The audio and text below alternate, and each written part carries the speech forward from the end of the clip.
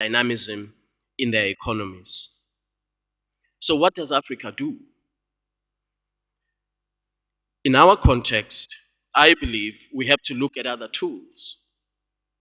That is why aggressive implementation of the AFCFTA is Africa and has to be Africa's stimulus package, such that boosting intra-Africa trade becomes the driver of Africa's economic recovery year on year, whether in the area of trade in services, digital trade, or merchandise trade. Through the establishment of continental value chains and continental supply chain networks facilitated by rules of the AFCFTA, Africa certainly does have the capacity to have an economy that is characterized by resilience, to enable the continent to withstand future crises and external shocks. Trade agreements are not about the past. Trade agreements are about the future.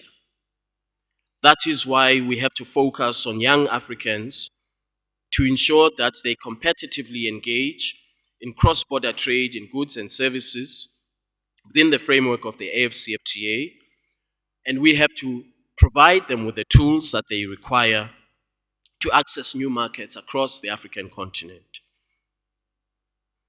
That is why, once again, the partnership with Afreximbank, as well as African Development Bank and our other development finance institutions on the continent, is critical to deploying tools that are required to help young Africans to be part of the story of the AFCFTA. In this regard, we're developing the protocol on women and youth in trade to place women and young people at the center of benefits of the AFCFTA. We believe that we have to move beyond aspirations about the importance of shared benefits, about the importance of having young people and small medium enterprises that are led by women, move beyond the aspirations that they have to be at the center of trade in Africa's economy. And so this protocol on women and youth in trade will enable us to take that step to codify these aspirations into legally binding obligations for all governments. And so what is it that distinguishes the AFCFTA from any other trade agreement?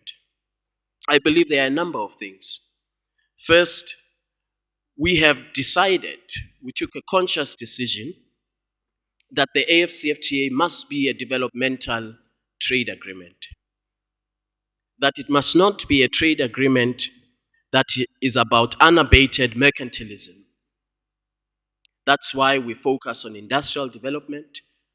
That is why we focus on youth and small medium enterprises.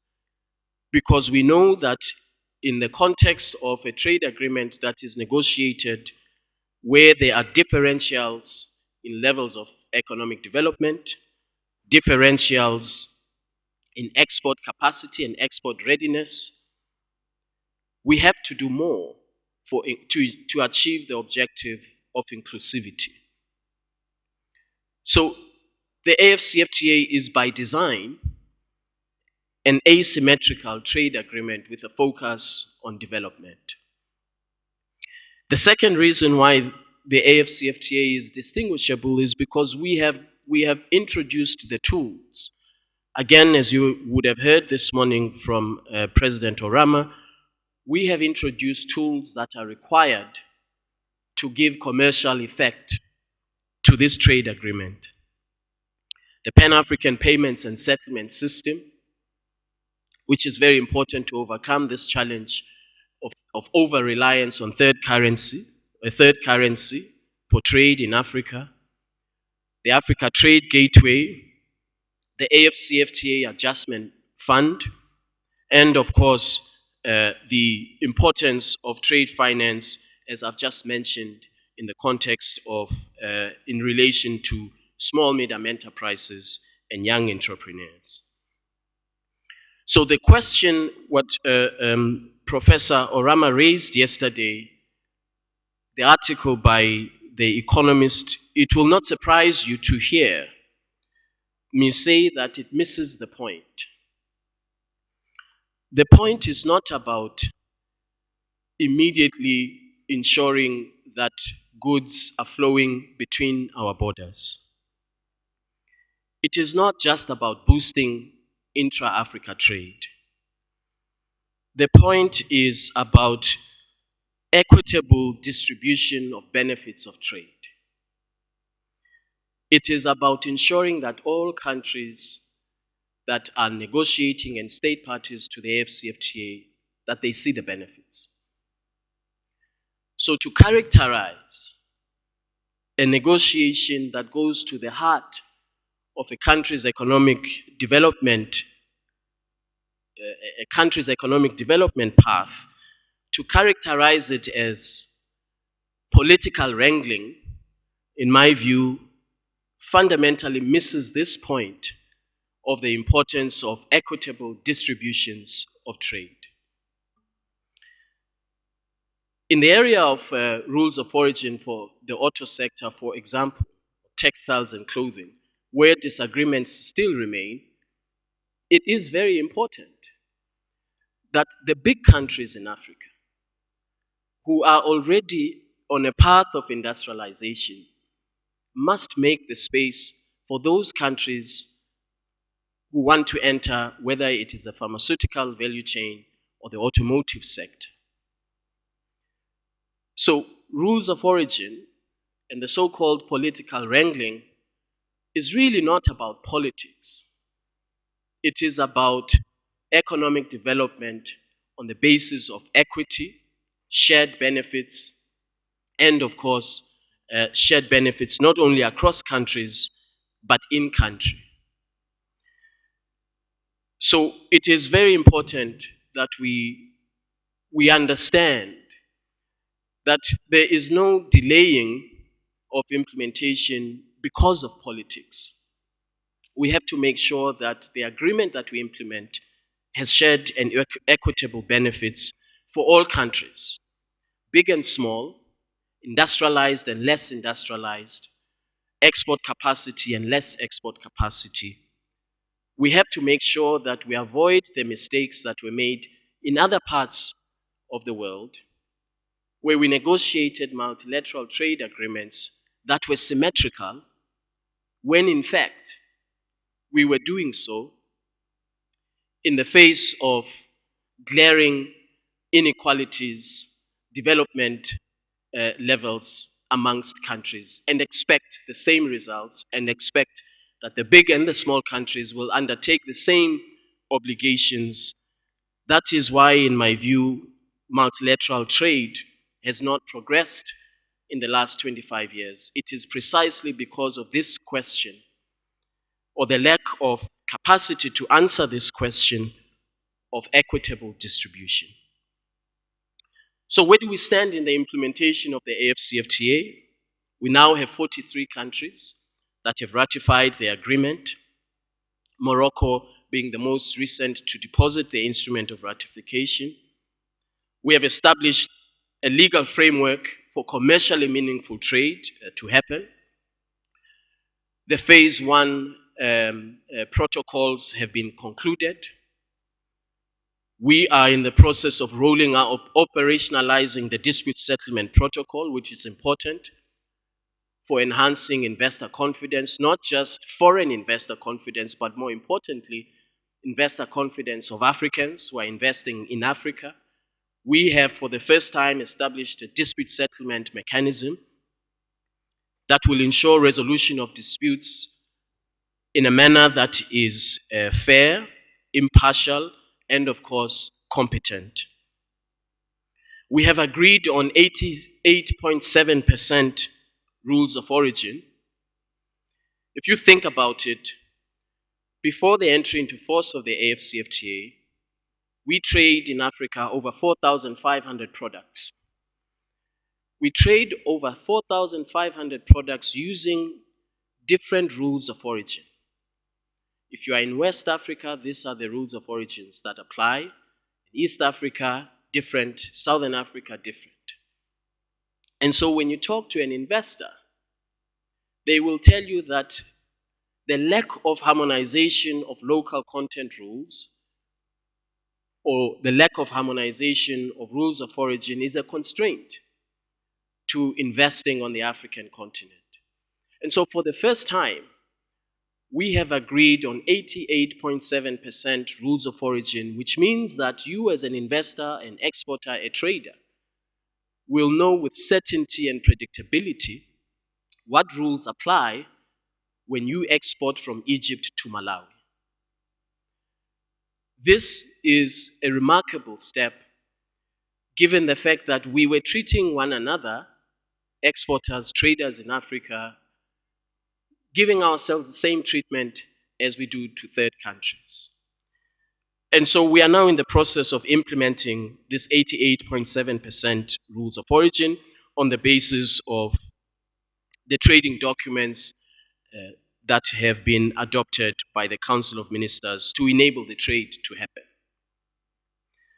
I was at in Chatham House a few months ago, immediately after that article that President Orama mentioned yesterday.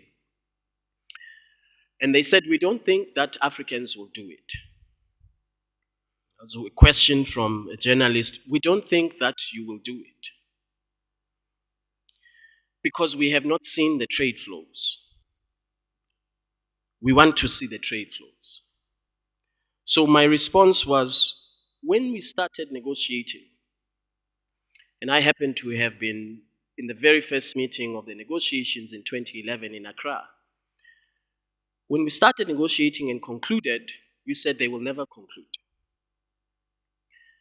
Then the agreement was moving towards signature. You said they will never sign. In March in 2018 in Kigali, the agreement was signed. Then they said it won't enter into force. The agreement entered into force in 2019. Now they are saying they won't implement it. But I was reminded yesterday that we have nothing to prove to the rest of the world except to Africans themselves. And as the head of state reminded me a week or so ago, this is Africa's second liberation. So it's not just a trade agreement. It's not just a trade instrument negotiated and crafted by people like me, trade bureaucrats. It is actually, as we have said in Agenda 2063, the Africa we want, it is a flagship project for Africa's economic development. So the implementation is not going to be easy. It's going to be very difficult. It's going to be challenging. And of course, we know from the experience of the European Union the difficulties of implementing a trade agreement and the difficulties of market integration. We know that it is going to be an incredibly difficult endeavor to undertake. But the alternative, my view, the alternative is this. Where we do not implement this agreement in the way that we heard from the President this morning to advance integration of our continent, we shall, as Africa, forever remain in the periphery of the global economy. We shall forever be trapped in this colonial economic model where we continue to export raw materials, unprocessed, to the rest of the world. But I am encouraged because there's political will. There's certainly legal commitment from 43 countries who have ratified the agreement. And the political will is not naive political will. It's political will that is deeply rooted in the recognition that the determination and the resoluteness with which those who liberated our continent, from Amilcar Cabral to Rolihlahla Mandela, that those who liberated our continent did so with vigor, determination, and so we have to match that. We have to understand that standing on the shoulders of those who liberated our continent, the founding mothers and fathers of the Organization of African Unity, that we understand that we face a challenge, a somewhat different challenge to what they did.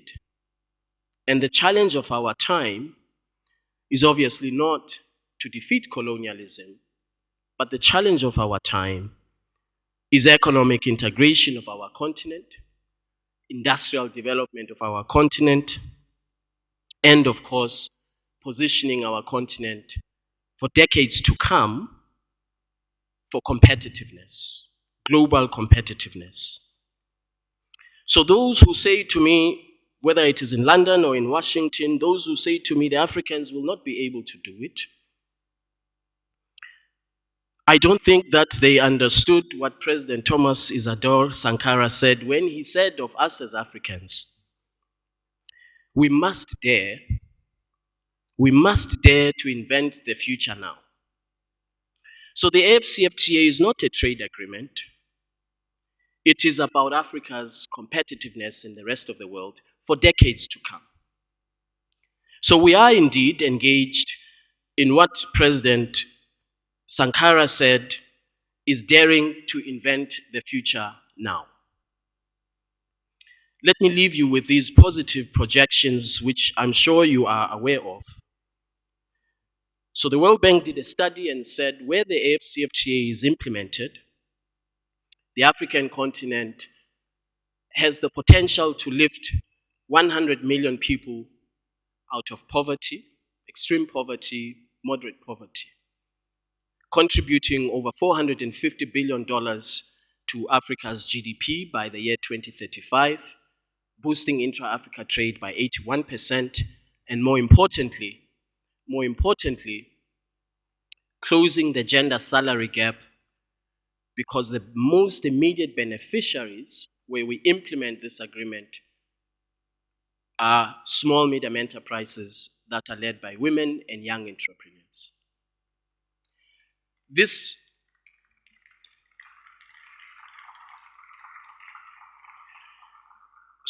projection of by the World Bank is of course very positive and very encouraging indeed. But it won't happen on its own, as I've noted before.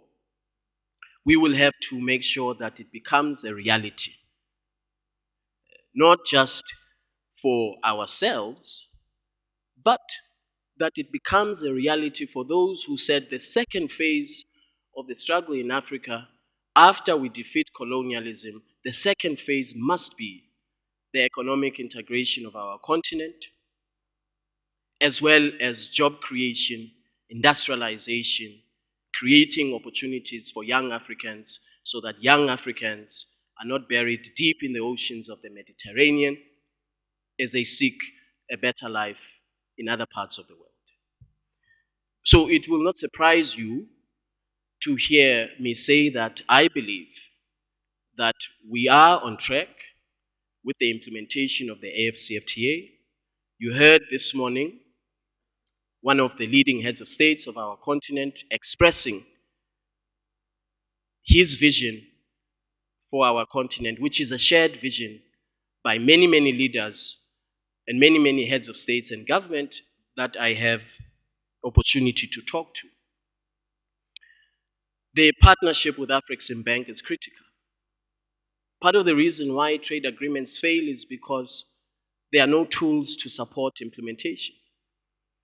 Trade finance, the payment system, the adjustment facility are the tools that will enable us to implement this agreement so that as the others are providing themselves $20 trillion worth of economic recovery stimulus packages, which we don't have, that we use the tools at our own disposal to advance our continent and to push back the frontiers of poverty. And so I'm most grateful to Afreximbank and of course to my senior brother, Professor Orama, for his big vision and commitment to the vision. You would have seen the work that he did for all of us when we were confronting the pandemic and all of us were scrambling for vaccines, the mobilization that he undertook on behalf of the African Union. So I want to thank all of you very much, and I look forward to the discussion. Thank you.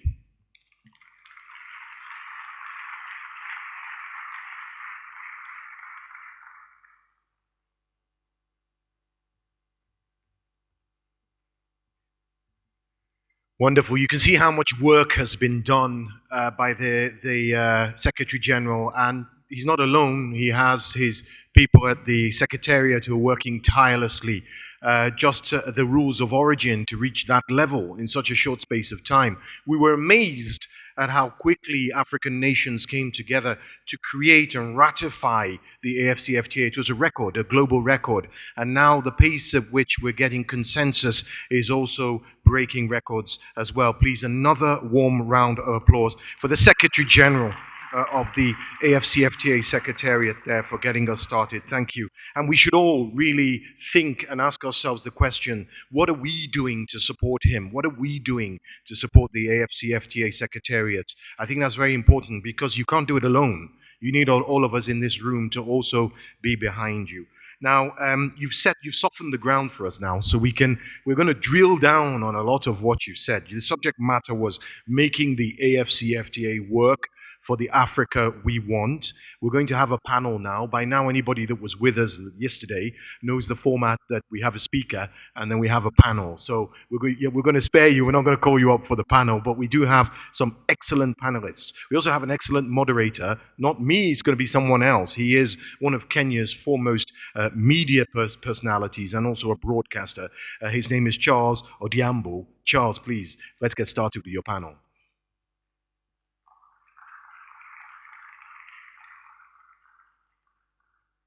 Once again, Mark, thank you very much. If somebody told you when the pandemic struck the world that Africa at some point would be able to get for itself the precious vaccine, I'm sure most of us in Africa would have pointed at our heads and shaken our heads and told them, you must be dreaming, because it was so precious. President Orama said yesterday, and the words keep echoing in my ears, you can if you dare. And so, Secretary General, if Africa dares, we fully will implement this. I'm not going to discuss this. I'm going to call a panel of eminent persons to take us through this and just critically look at exactly how far are we and where are we headed. We have a destination, the Africa we want by 2063. We have a vehicle, a prolific vehicle in the AFCFTA. Now, what kind of fuel do we need? What kind of drivers do we need? And what kind of road network do we need? That's what we want to discuss. Allow me, ladies and gentlemen, and welcome on stage Rosa Whittaker, the President and CEO of the Whittaker Group of Companies. Dr. Amani Ashfu, President of the African Business Council.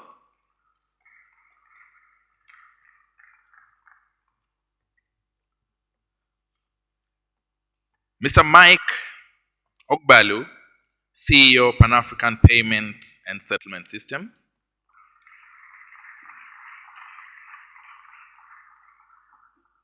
And Mr. Abdul Rabiu, who is the founder and executive chairman of BUA Group, the Federal Republic of Nigeria.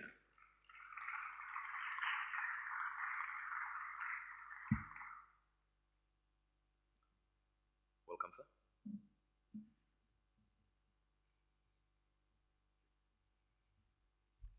Now, this is going to be quite an incisive discussion.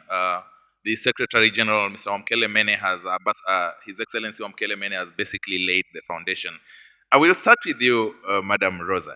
By the way, Rosa Whittaker was in the thick of things when the AGOA Treaty or the AGOA Act was being put in place.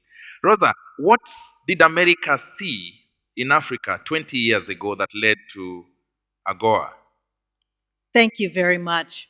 Well, I think 20 years ago, when we were working on AGOA, what we saw was what was not working, and that was the amount of aid that we had given to Africa. And what we saw was the very problems that we were sending the aid to correct were problems that we had helped to create. And what we saw at the emergence when the GATT became the WTO in around 1995 was that we had a trade policy with every region of the world except for Africa. And what we saw was trade opportunity, we saw promise, we saw potential. And I'll just give you one quick example. When I started thinking about AGOA, I was a career diplomat at the American Embassy in Cote d'Ivoire. And I saw that we were subsidizing giving beef to the Ivorians, and we were subsidizing and giving wheat that was described as a good thing. But I also saw how we were displacing the farmers.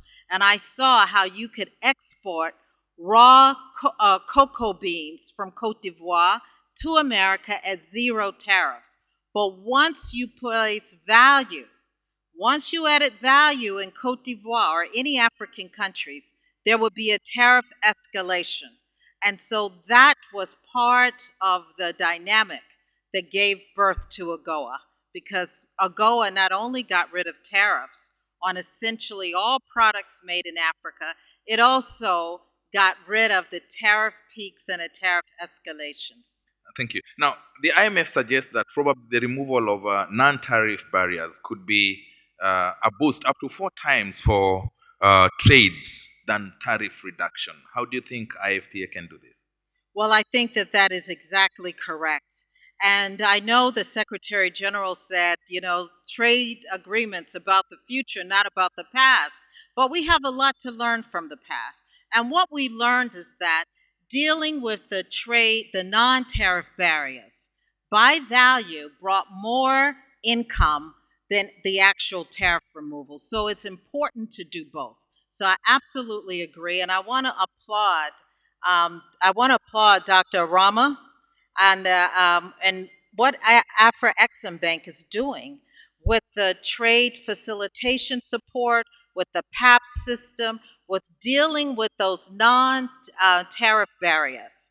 And also, I want to applaud the Secretary General for recognizing the importance and significance of the digital solutions, because that is where a significant amount of income is going to be generated. And that's what we've learned from NAFTA, Mercosur, and other agreements. Quite interesting. Now, thank you very much, Mr. Ogbalu.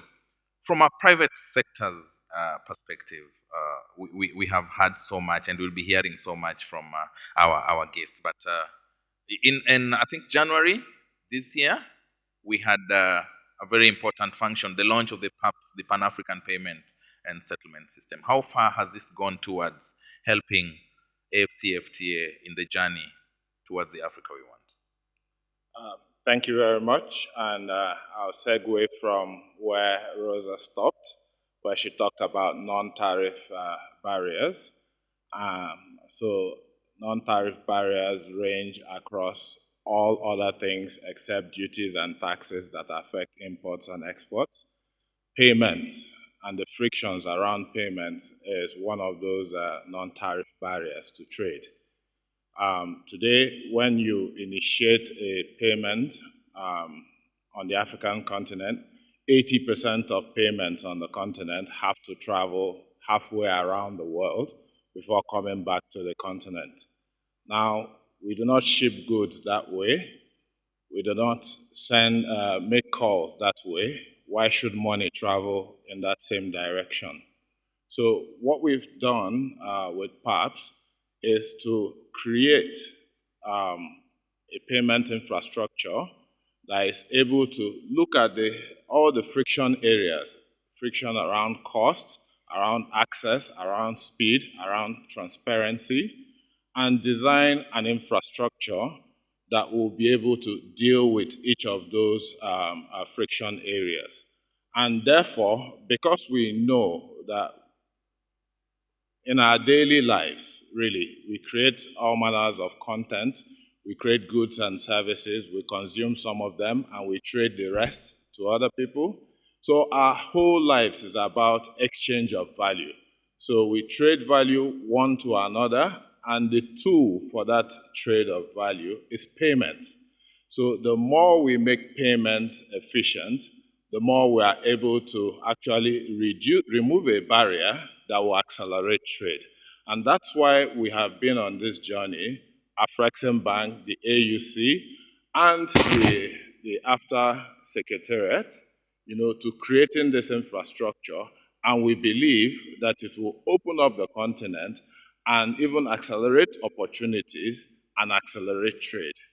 But quite honestly, we have quite a number of payment systems existing in Africa. To what extent has perhaps either disrupted or complemented the existing payment systems? Well, because the ultimate objective for all the payment systems is to enhance trade. Absolutely.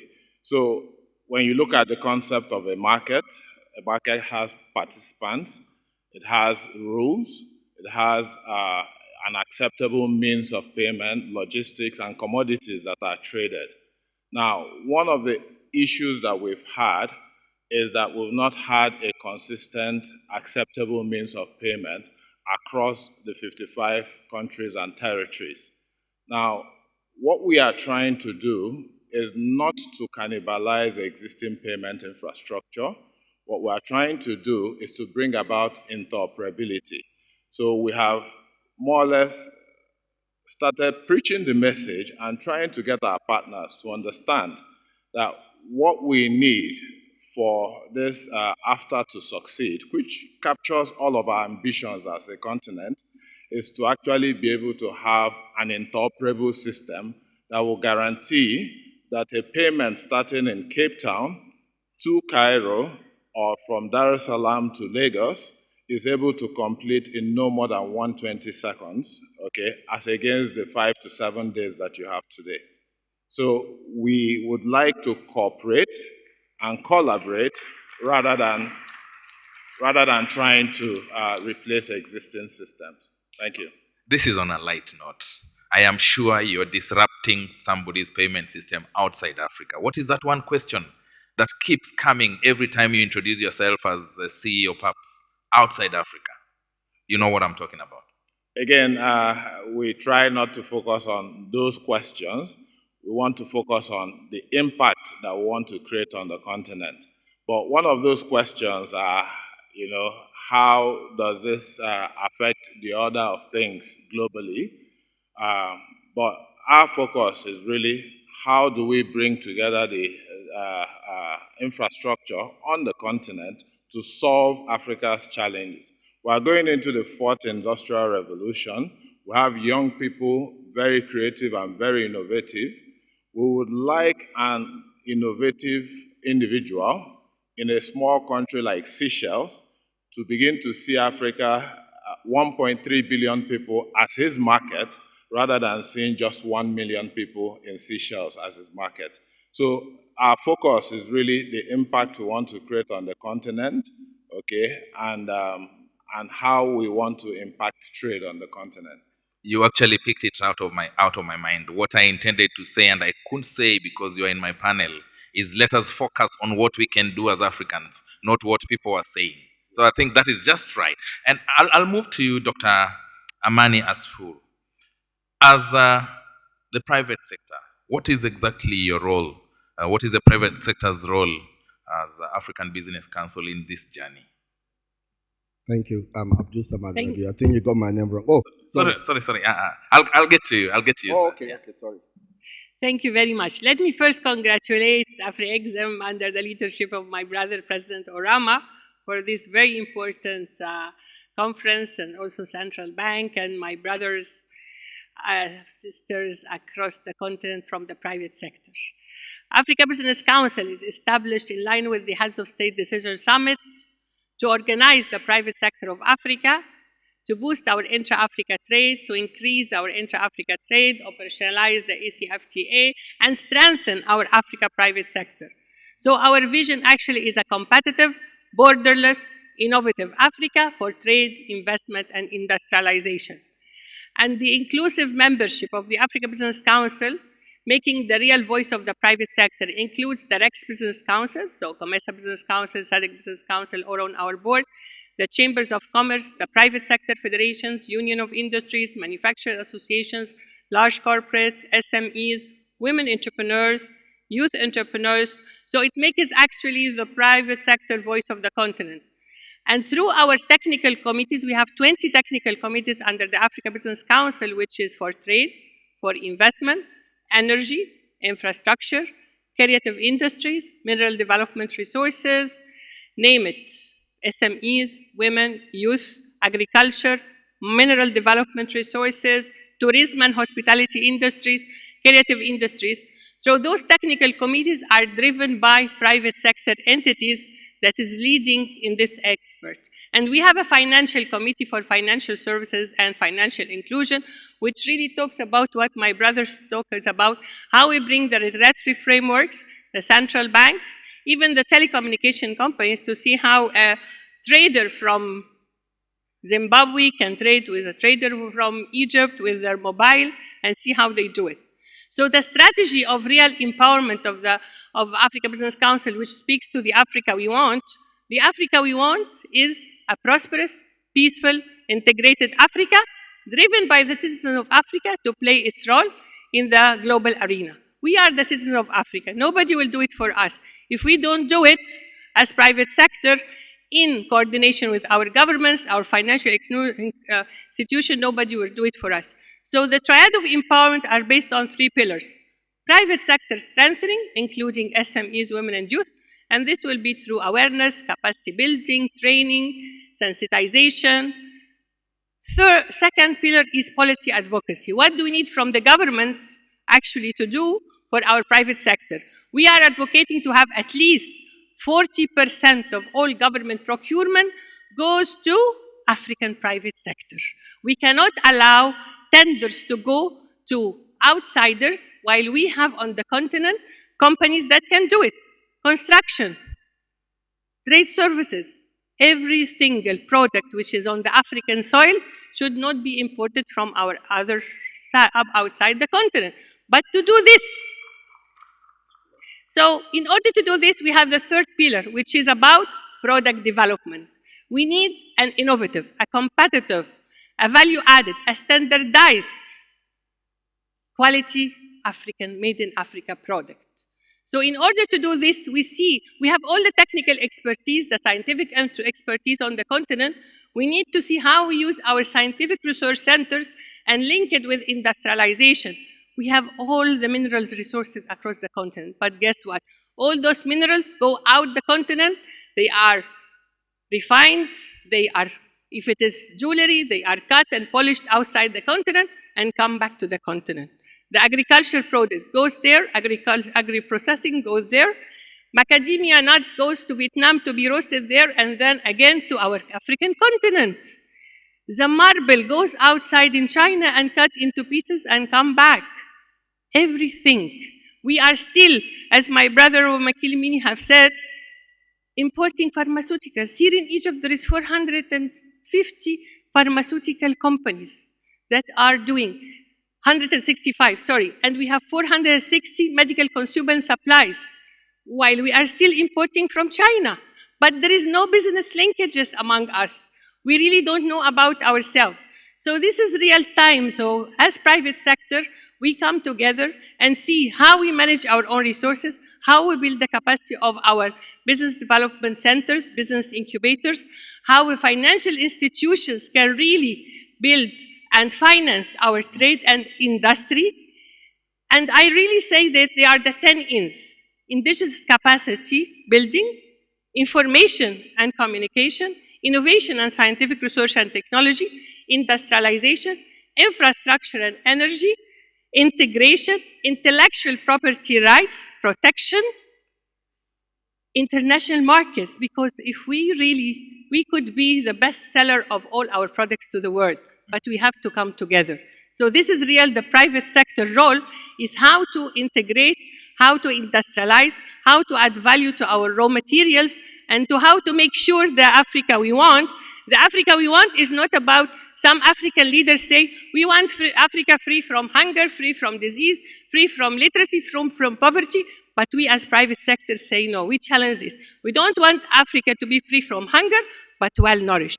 Not free from disease, but healthy. Not free from poverty, but wealthy. Not free from illiteracy, but well-educated. And we can do it as Africa. Thank you very much. I bet you could add not free from fear, but confidence. Thank you very much. Mr. Abdul Rabiu, you're actually in the private sector. I know she has mentioned a bit of what your role is in all this. But what exactly, as an insider, do you think is the role of the private sector in actualizing the movement of this vehicle towards the aspirations or the dream of Agenda 2063? Yes, thank you. I think it is important. It has to be a collaboration between the private sector, the government, and of course the secretariat. For example, at BOA, our company, we have started already enjoying the benefits of the agreement. We have a cement plant in Sokoto State, which is about 120 kilometers from Niger Republic. And we are exporting almost 20% of our cement to Niger without any issue. So we've really started enjoying the benefits. But what I want to say is to buttress the issue or issues that His Excellency President Al-Sisi discussed this morning. That we have a lot of advantages, we have a lot of resources, but we have quite a lot of issues also for us to succeed as Africa. He talked about the issue of infrastructure. Infrastructure is a major problem, for Africa to succeed. We have to address that issue. If you look at, the issue of power, for example, Africa maybe has about 120,000 megawatts, about 120 gigawatts, and half of that is coming from South Africa and Nigeria. So we really need to address some of those issues. The issue of power, is a big problem, in some parts of Africa. It's, an issue that needs to be addressed. That is one. Talked about security. Security is also very, very important. And of course, access to finance.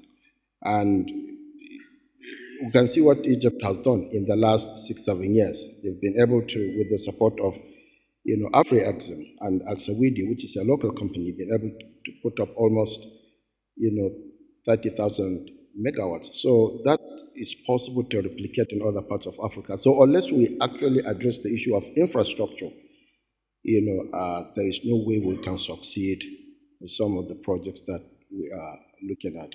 Of course, we have the issue of production. We have to try and produce what we consume. Africa is importing almost 70 to 80% of what we eat, despite the fact that we have 60% of the world's arable land. We have the water, we have the land mass, 1.4 billion people. So we really need to produce, and we also need to add value to what we produce. Again, African countries, 4 African countries, Cote d'Ivoire, Ghana, Nigeria, and Cameroon, produce 75% of the entire cocoa in the world. 75%. 4 countries in West Africa, yet we get only 10% of the value of that, which is about $150 billion. So these are the areas that I think we need to concentrate on. We need to also ensure that we address the issue of food security. The current upheavals across the world has exposed our vulnerability. What is happening in Ukraine and Russia has shown us that we need to look inwards. We need to ensure that we are able to produce what we need. And we can do it. We have the resources, we have the people, we have what it takes, but we just need to have the will. Thank you. Do you think the much touted climate change could be categorized as one of the challenges towards this journey? Well, that is a very sensitive one. Climate change is real, it's here, but truth be told, I think Africa needs a bit of moratorium, if you know what I mean. Because if you look at it, Africa, we have a huge industrialization and food security deficit. We really need to address those issues. And I don't believe it would be fair for Africa to be expected to green, at the same pace as the industrialized world. I think it will be very difficult because it is expensive, it is difficult, and we need to actually address our issues. So yes, of course, it is something that should happen, it is happening, but it should be like a transition. For us at BUA, for example, we've already started the journey. We have integrated ESG frameworks across all our businesses. At our cement plants, we have shifted largely away from coal to LNG, and we have, installed, wastewater recycling systems across all our businesses. So we have started the journey. But in general, I think, Africa needs a bit more time, maybe a bit more flexibility, because we need that. In the interest of time, ladies and gentlemen, my distinguished panel, I will take one round on each of you, which is a general question. And the question is for the insiders, excluding Mrs. Rosa Whittaker. What is the Africa you want? And I will start with you, Mr. Rabiu. Yes. You are seated in your corner office.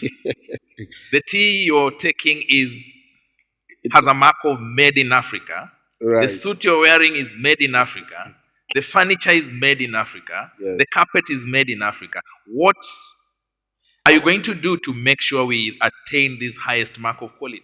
I think it's important, and for me, I think the important thing is self-sufficiency in everything that we do. And as I keep saying, we must, as much as possible, ensure that we produce what we consume. So we need to be self-sufficient, because at the end of the day, if you are not, you need to be looking, outward. So we need to look inward. We need to do more locally. We need to develop local solutions to our local problems. That is what I think we need to do. Thank you so much. Thank you.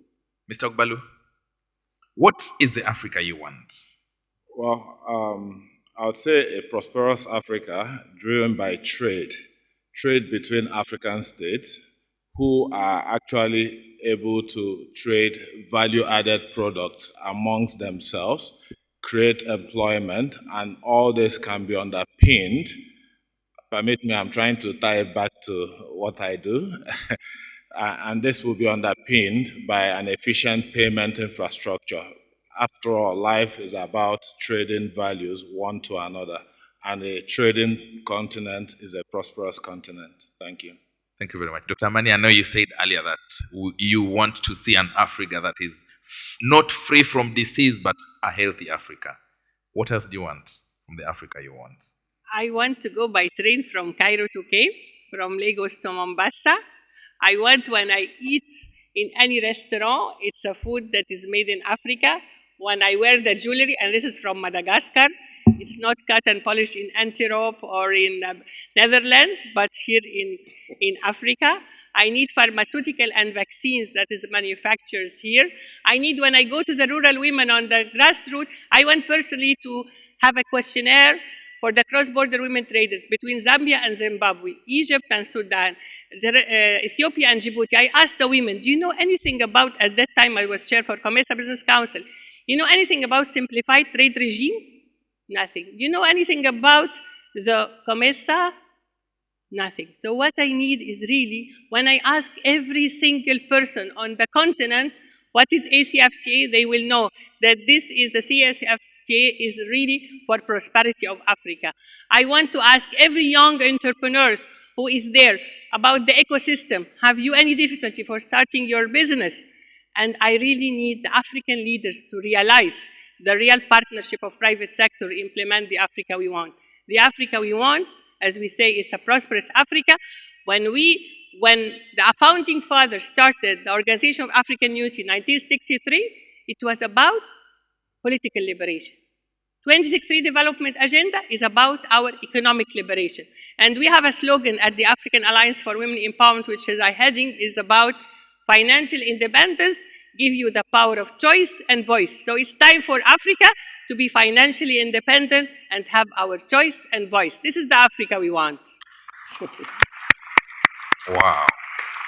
Now that is from the insiders. Allow me now to get a final comment from the outsider who is an insider. Rosa. Okay, I first wanted to say that according to the African Union, I'm part of the sixth region.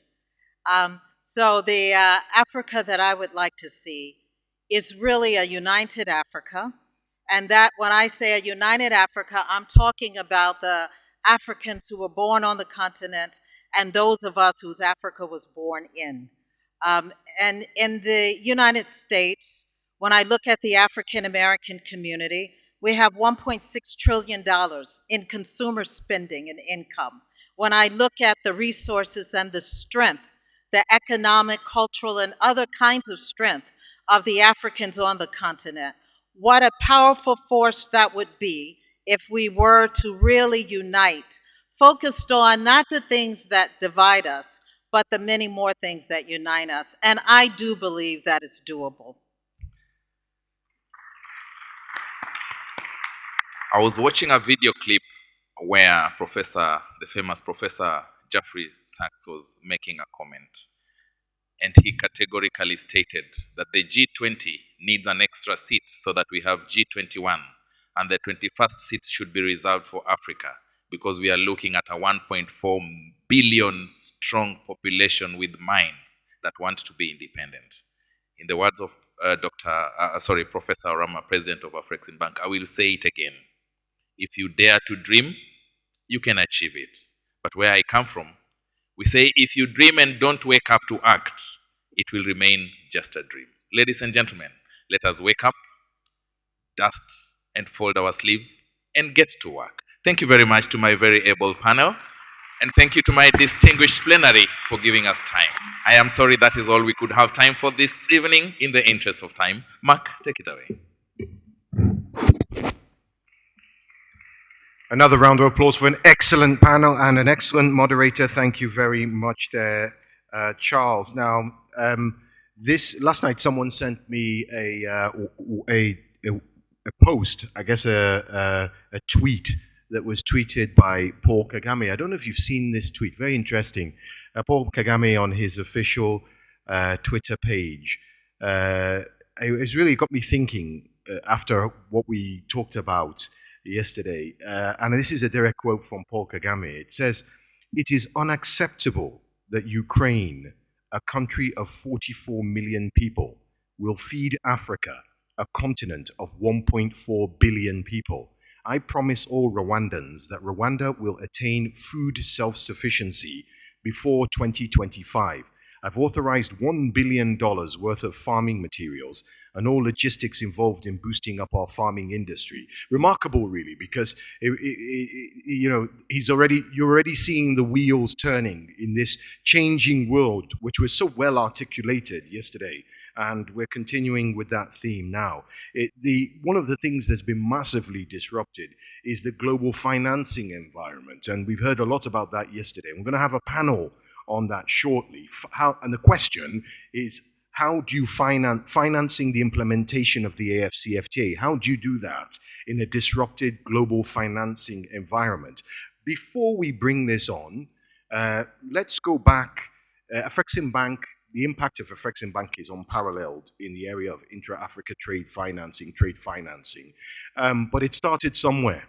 And it started with a pioneer president of Afreximbank. And I'm going to call on him now to articulate some of the themes that we should be focusing on as we have this panel, which reflect experiences, things like targeting trade finance, for example. And he's going to articulate where we should be looking, what we should be talking about. So please welcome His Excellency, Mr. Christopher Edordu.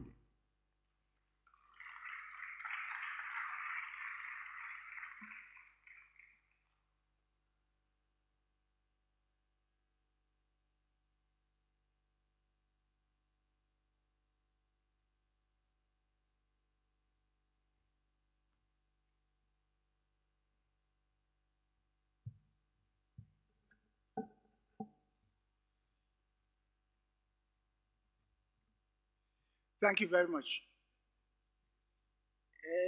Our session is supposed to be discussing the financing of the implementation of our continental integration arrangement in an environment of disruption.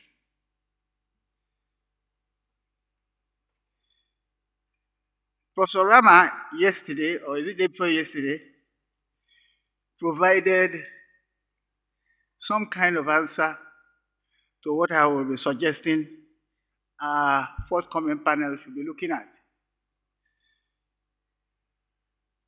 He thought that we represent a fortunate generation because our leaders have given us an agreement to implement.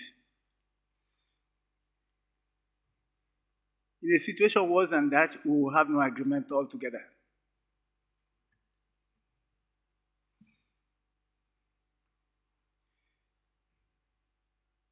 So we do have a legacy that has been given to us.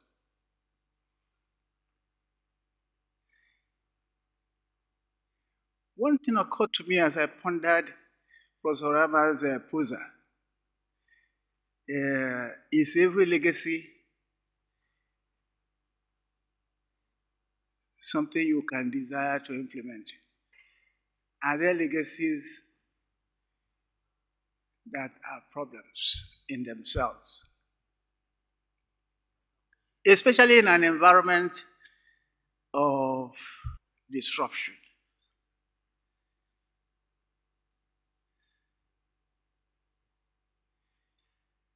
The target that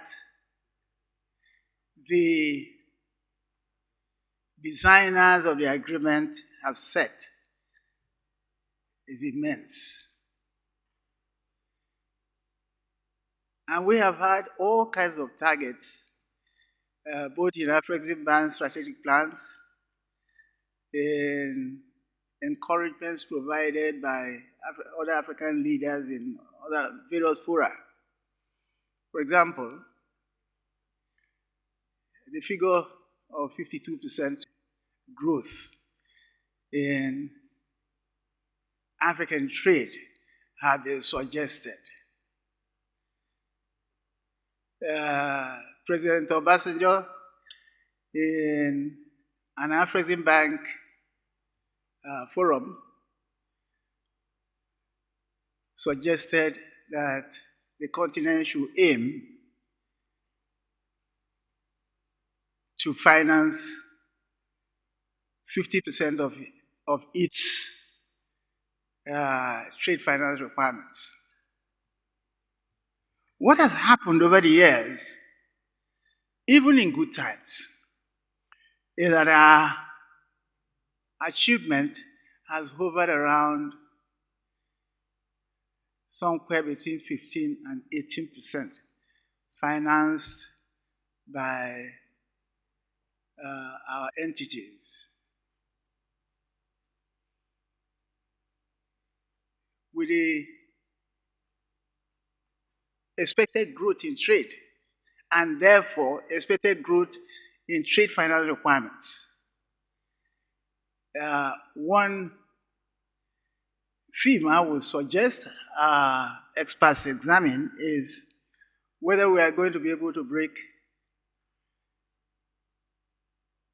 the 16 to 18% trade finance achievements we have recorded over the past 25 to 30 years, even in good times. The second theme I would like to suggest that a group look at, a panel look at, is the design of our trade finance institutions. When Afreximbank was being designed, the thinking was that trade finance meant essentially short-term trade finance. It was a great battle, both here in Egypt, in Cairo, and in Southern Africa, when efforts were made to broaden our understanding of what is supposed to be trade finance, and therefore the areas of intervention and institution we were trying to design.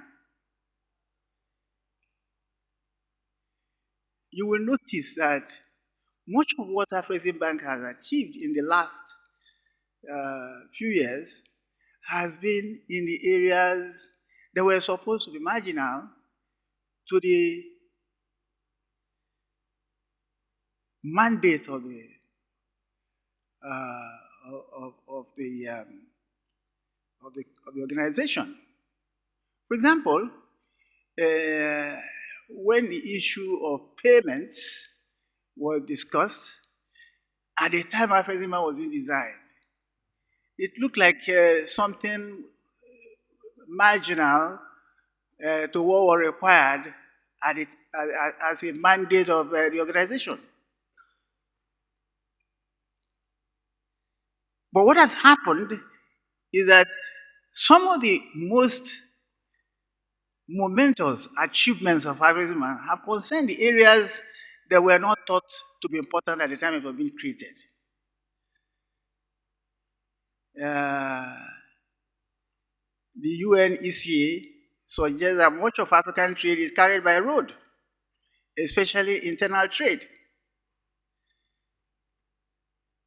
What does that suggest about the role of an entity like Afreximbank or other entities associated with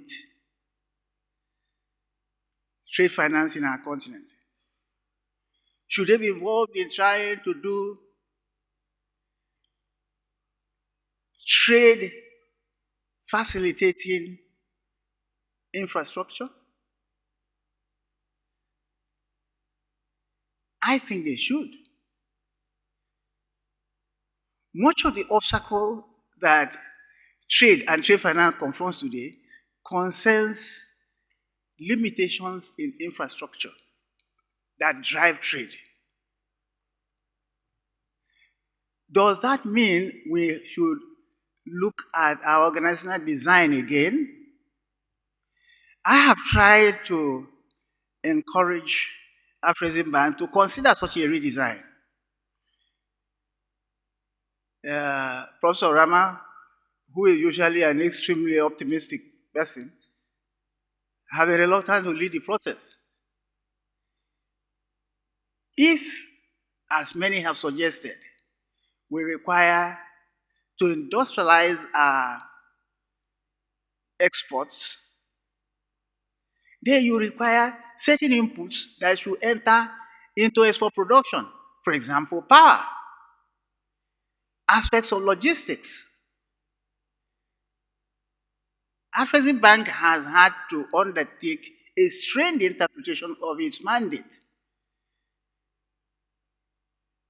in order to do those things that now turn out to be extremely important for industrializing our exports. I would like to suggest that our panel ponder the possibility of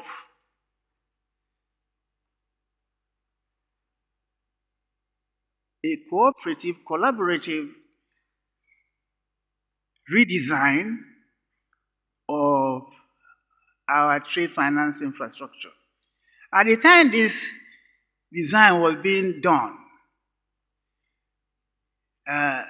like every journey, you cannot anticipate everything. Now we have experienced trying to implement a continental trade finance infrastructure. And we know a little better than we knew at the time this current infrastructure for trade financing was conceived. Every system, I believe, as its experience unfolds, tries to consider what next has to be done to reinforce its original format. I would therefore suggest that our panel reflect on whether we need a redesign, a modification of our trade finance infrastructure in the light of the experience we have had in recent times. Two more points. When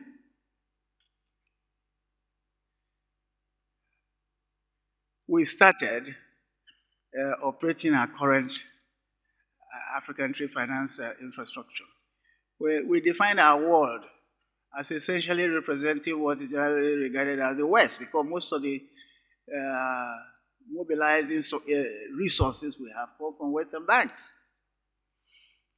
Then,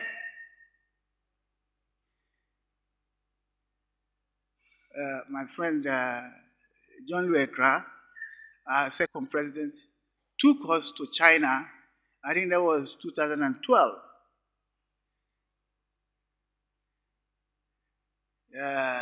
Some thought it was a fairly strained, rather excessively bold move to go in that direction. While we were still trying to catch our breath, Professor Rama took us, I think 2019, to Moscow. And for us, we thought now that our trade finance world had approximated, or was approximating the real world. But look at what has happened after 2019. COVID-19 came. Then, look at what has happened recently.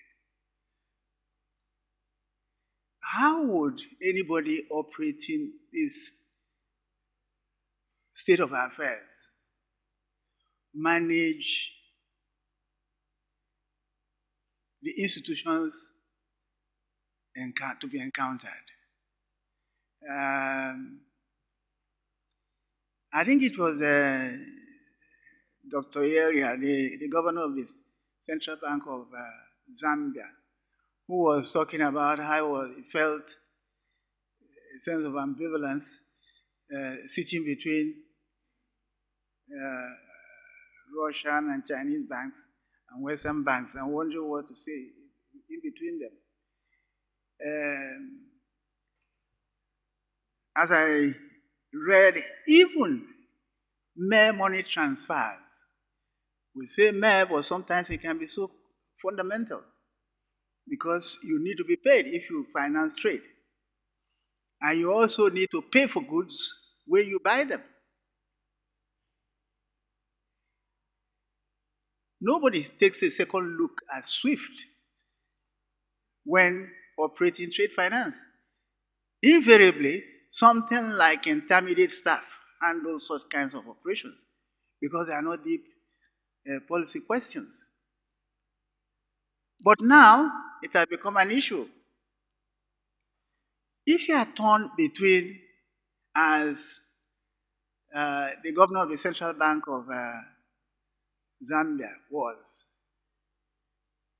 if you are sitting in Afreximbank and other trade finance entities dealing with Western banks and dealing with non-Western banks, how should we be managing such a relationship? That would be the third issue I would suggest that we look at. There are institutions to be created because it's not only infrastructure that is created. For example, the payment system that has been created is part of the trade finance infrastructure. There are several others that need to be set up. Some of them are to be set up by private entities, and others by the authorities. Invariably, the authorities create a framework for such institutions to be created. For example, the authorities set up a framework for export trading companies. How will these institutions operate in order to encourage trade finance on a scale now required by our new continental agreement? I suggest these teams not to bind the panel. I was told to suggest these teams, but that the panel should feel free to go beyond this suggestion. Thank you very much.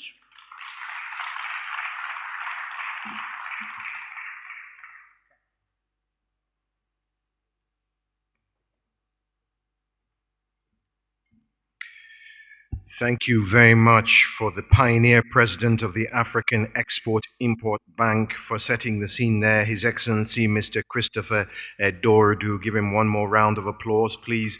Now, the panel has to tackle the tricky situation of how do we finance the implementation of the AFCFTA in this disrupted global financing environment. We have an excellent moderator. We used to see him a lot on the moderating scene. He was a very articulate person with many hats, speaks many languages. I understand you speak Mandarin, I think French, English, some Portuguese. He's a man of many talents, but now he's the UN Assistant Secretary General and Director General of the African Risk Capacity Group. But today, he's the chair of this panel. Please welcome Ibrahima Chiek Diong.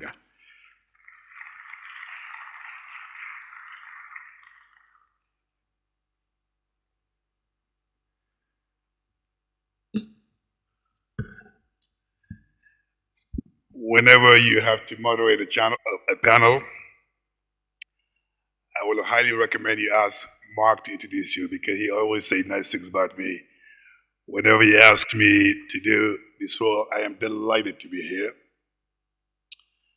My role is going to be extremely easy because His Excellency, the Secretary General of our Continental Free Trade, has made it easier by making the case about the merit, the potential, the opportunities offered by our Continental Free Trade Agreement. What we have to do now, it has to be financed, so it becomes a reality, and that's why this panel is extremely important. I recall in looking at the Afreximbank literature, they have estimated it requires about $82 billion active trade deficit when it comes to finance for us to actually meet some of our trade financing needs across the continent. So lots of money that need to be filled from different sources, public sector and private sector as well. It is important we join our forces not only within the continent but also outside the continent to meet that funding needs. We've heard about the opportunities, the benefits and the merits. In order to actually tap into those opportunities, it requires the political commitment. We have it. The Secretary General has made the case. It requires funding, public and private sector, but more importantly, it requires lots of incentives so we can get the private sector to come in and invest and help us meet the funding needs for our continental instrument. You do not have to listen to me because we have an excellent panel coming to join me on stage. And we're trying to cover different angles of financing this extremely important continental instrument so we can begin to see the benefit across our continent. I am delighted to call on stage His Excellency Engineer Hani Salem Sonbol, the CEO of International Islamic Trade, Finance and Corporation. Give him a big round of applause.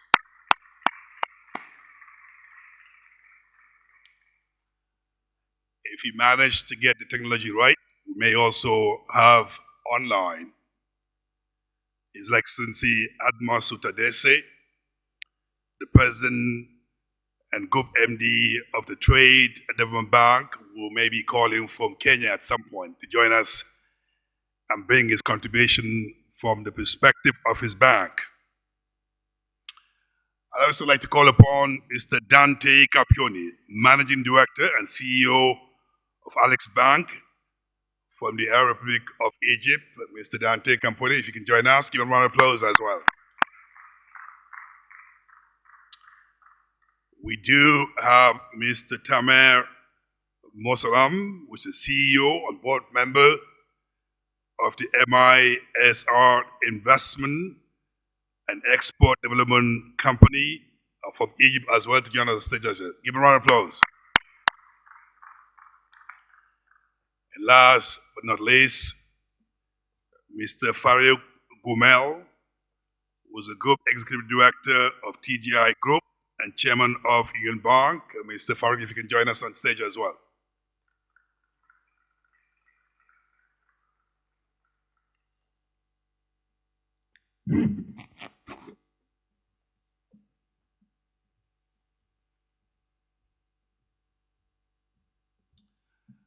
All right, over the next couple of minutes, we're going to try to cover different grounds, looking at opportunities, incentive, looking at funding, public and private sector, to understand what they bring to the table so we can actually meet the funding needs for our continental free trade. I'm going to start with Engineer Ani, looking at your institution, looking at the opportunity on the African continent.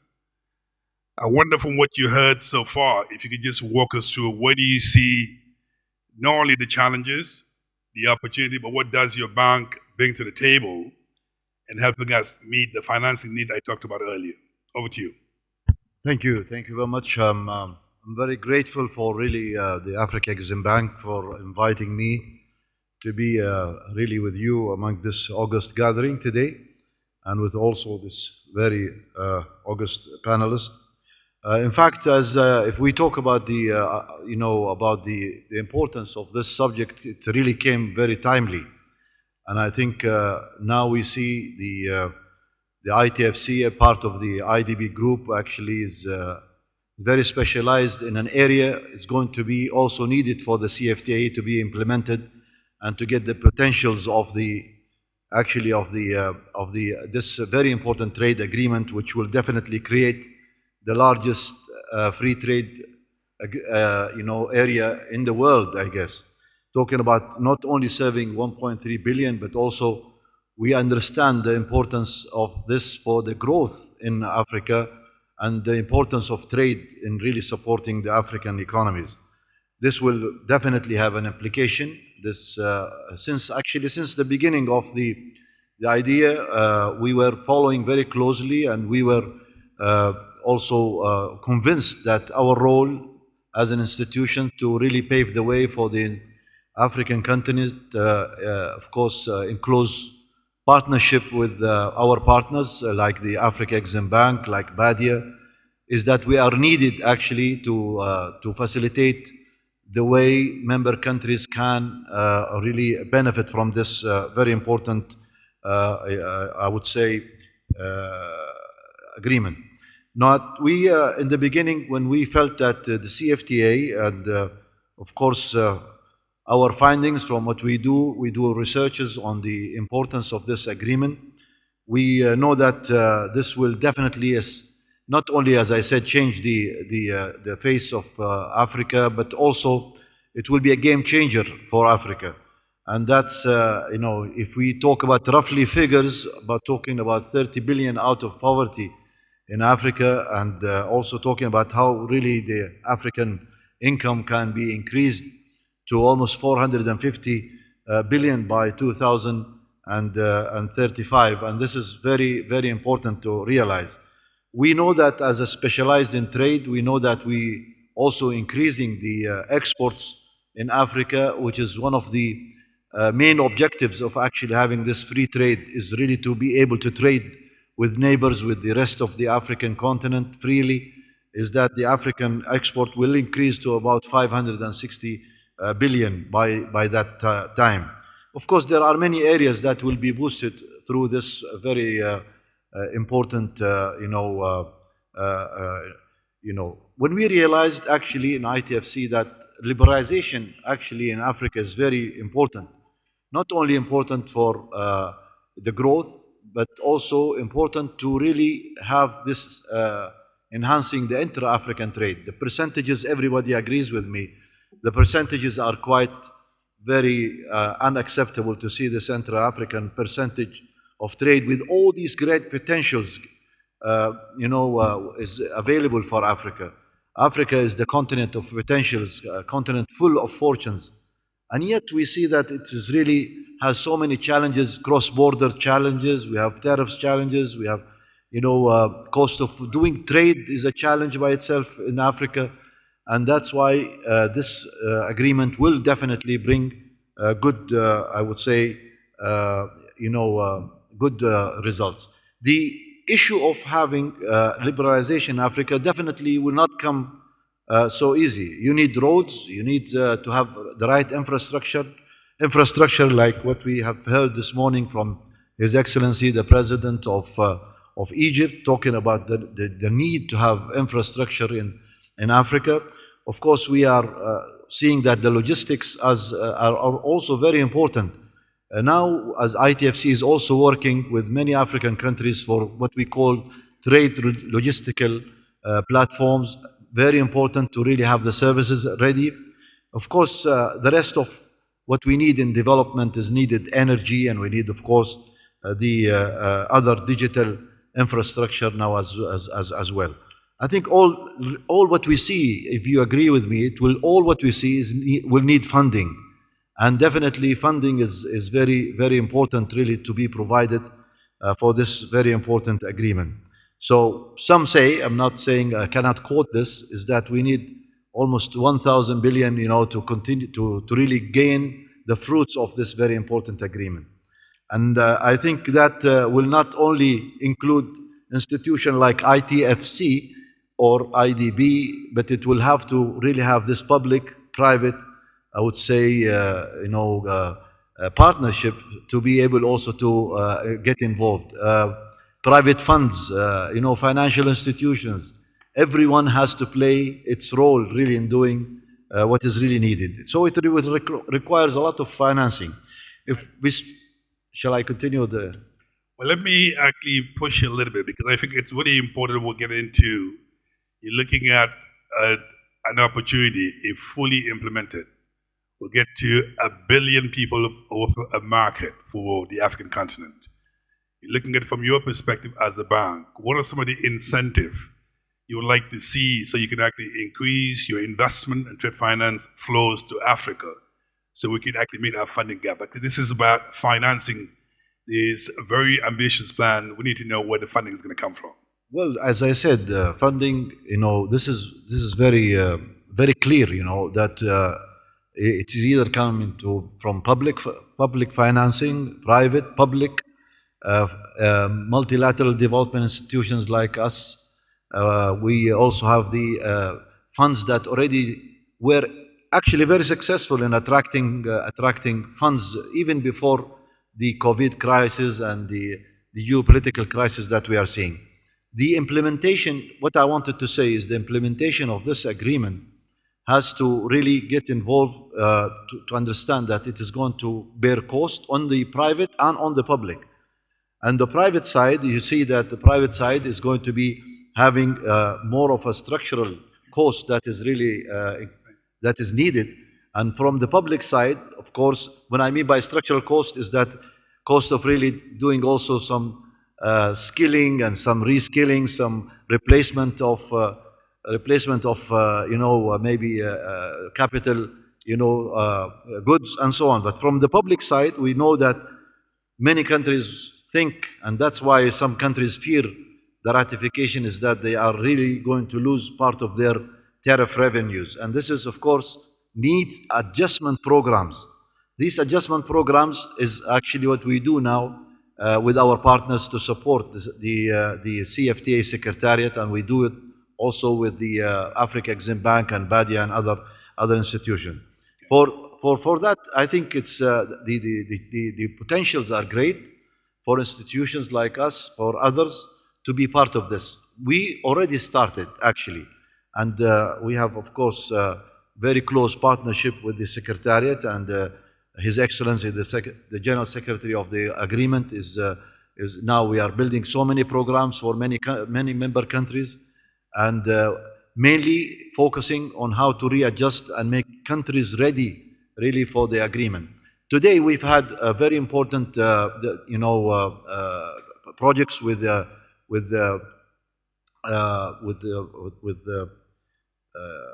what is called with Her Excellency Vera Songo, the UNICA. We have almost like 29 projects already in place to really do the national strategies, or they call it the national competitiveness strategies for Africa, and that's quite impressive. And we are really looking for more, to do more with the rest of the.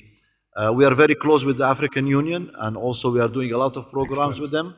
And we are doing also our own normal work in Africa. We financed 65 billion US dollar since inceptions in 2008, and I think now we are almost like 29 billion US dollar just for Africa. And that is, of course, shows how important is Africa. We are leading how to finance it. We have two important programs. One of them is the most important for Africa and for the CFTA to be implemented, which is the Arab-Africa Trade Bridge. This is a multi-donor, multi-stakeholders, and multi-partners. We focus on, of course, trade, investment, infrastructure, and insurance, and I hope this will support really the financing of the needs of the African continent. Excellent. Thank you very much, Engineer Aini. We're going to move away from trade finance to another component equally important, and that is financing African SMEs, the youth and the women. And Mr. Caponi, that's where you come in, looking at this opportunity in the continent whereby 80% of the jobs actually are created by the SMEs in Africa. So what do you think we need to do in terms of actually increasing access to finance so they could actually be part of the solutions when it comes to our continent free trade? Mr. Capioni. Yeah, first of all, I would like to thank as well the opportunity given by Afrexim and by the Central Bank for inviting me in this panel. As you said, I am the Managing Director, CEO of Afreximbank, and we belong to an Italian group, Intesa Sanpaolo Group, and we are the result of the privatization of a public bank in 2006. And in this sense, we have inherited also the network of this bank, public bank. And our wish as a group is to be an impact bank. So we have to serve the need of the country, and we have to use the network that we have. And as you said, being the SMEs, the backbone of many economies, including Egypt, for us is natural to revert to MSMEs. MSMEs is a quite wide range of companies. Micro, that is regulated in Egypt through the specific law, and medium, small and medium, that reach let's say a size of a turnover of about 10 million euro. You know, this is a size that can vary country by country. In Europe, SMEs is even a company that has a turnover up to 50 million euros. So we are talking about different situation. The peculiarity of this segment is that is variegated. So we need to develop differentiated strategies, because here what is important is to listen the customer need. And the needs of the micro companies are different than from the needs of the medium enterprises.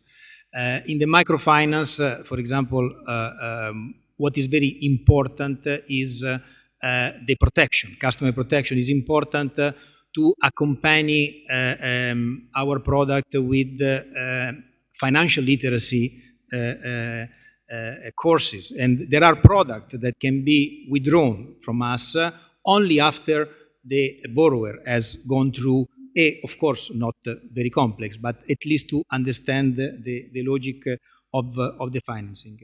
It's important in the microfinance to work on the territories, to work with the private sector or governmental organizations that are supporting programs, and we are there to follow this, supporting this program. For example, in the agriculture, we have a program that is supporting the World Food Program attempt to favor the consolidation of the land. So in this case, it's important to be there with a product that really needs. We study the cycle of the product, and we provide products that are, let's say, linked to the actual cycle of the product.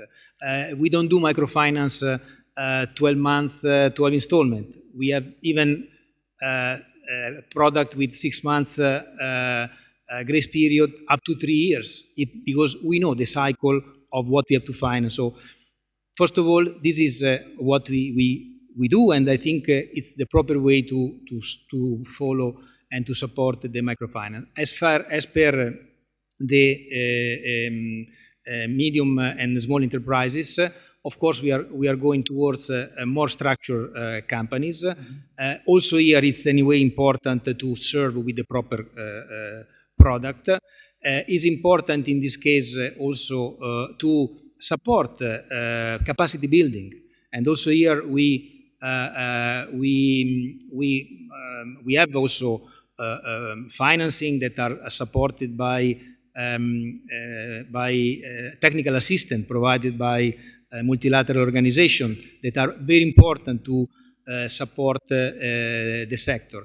It's important to support the company alongside the life of the company, the development of the company. We have agreements with private equity funds to step in the moment the company is ready to leap and has now the capability to have their own sources. So also this can become also clear to the entrepreneur in the moment is well educated in financial terms. So this is extremely important. Of course, it's important to have also an environment that is quite receptive, and basically here we have to work on two sides, from the offer side that I mentioned now, but also on the demand side, because for sure the fiscal policy. We'll come back to that in the follow-up question.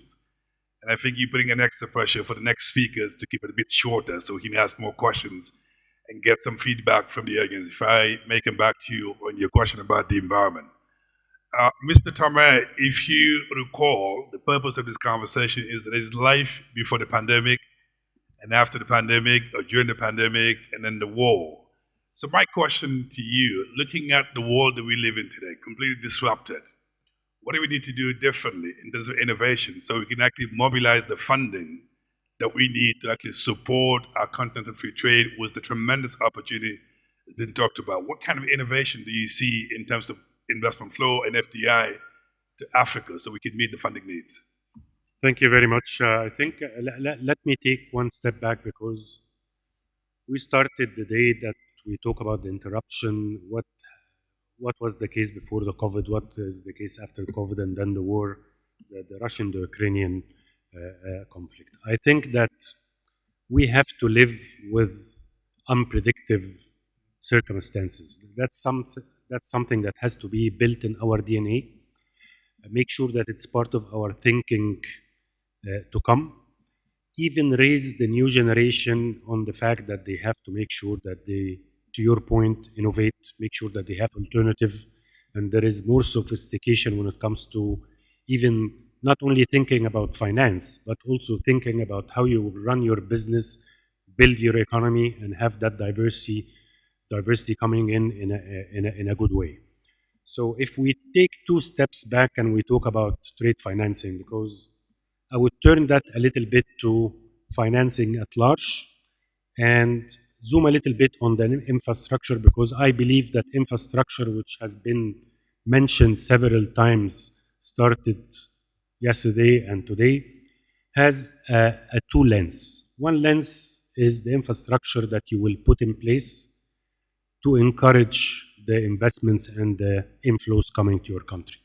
So that one big lens, which basically will entail everyone to think about industrial zone, industrial parks, what kind of infrastructure, what kind of regulations that you will put in place in order to encourage FDIs to come to certain verticals, certain industries, and it should not be separated from a vision of a continent or a vision of a country, because there is a lot to be done, not only in agriculture, there is a lot to do in metal industries, there is a lot to do in pharmaceutical, as we rightly said, the previous panel have mentioned that as well.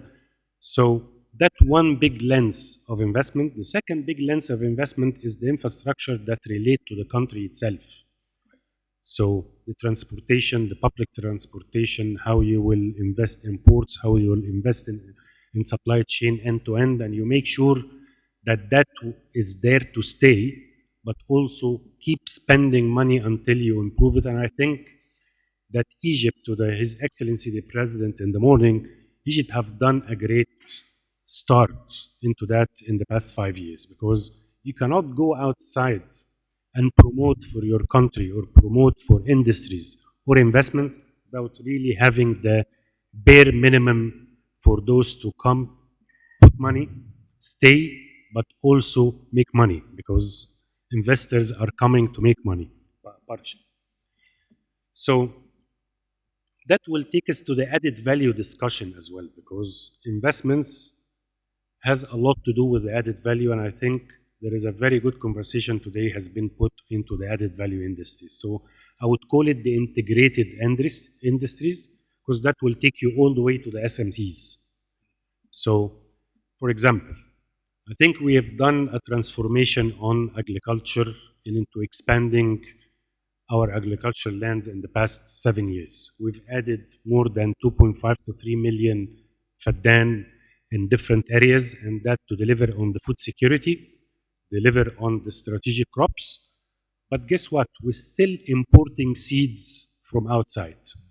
That's $100 million required in order to grow crops, put them into trucks, and then maybe export some, but you will consume the majority into the country. So we have to take that to the second level, which basically, like the fourth generation of industry, that would be the fourth generation of agronomy.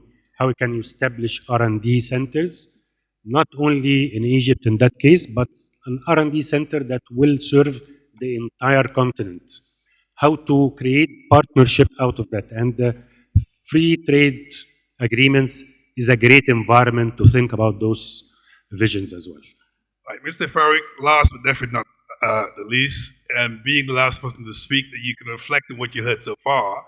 So my question to you, reflecting on what you have heard, but also what else do we need to do differently to actually increase FDI and to meet the funding and investment needs that we have for our continent of free trade? So react to what you heard, but also what else should we do differently to innovate?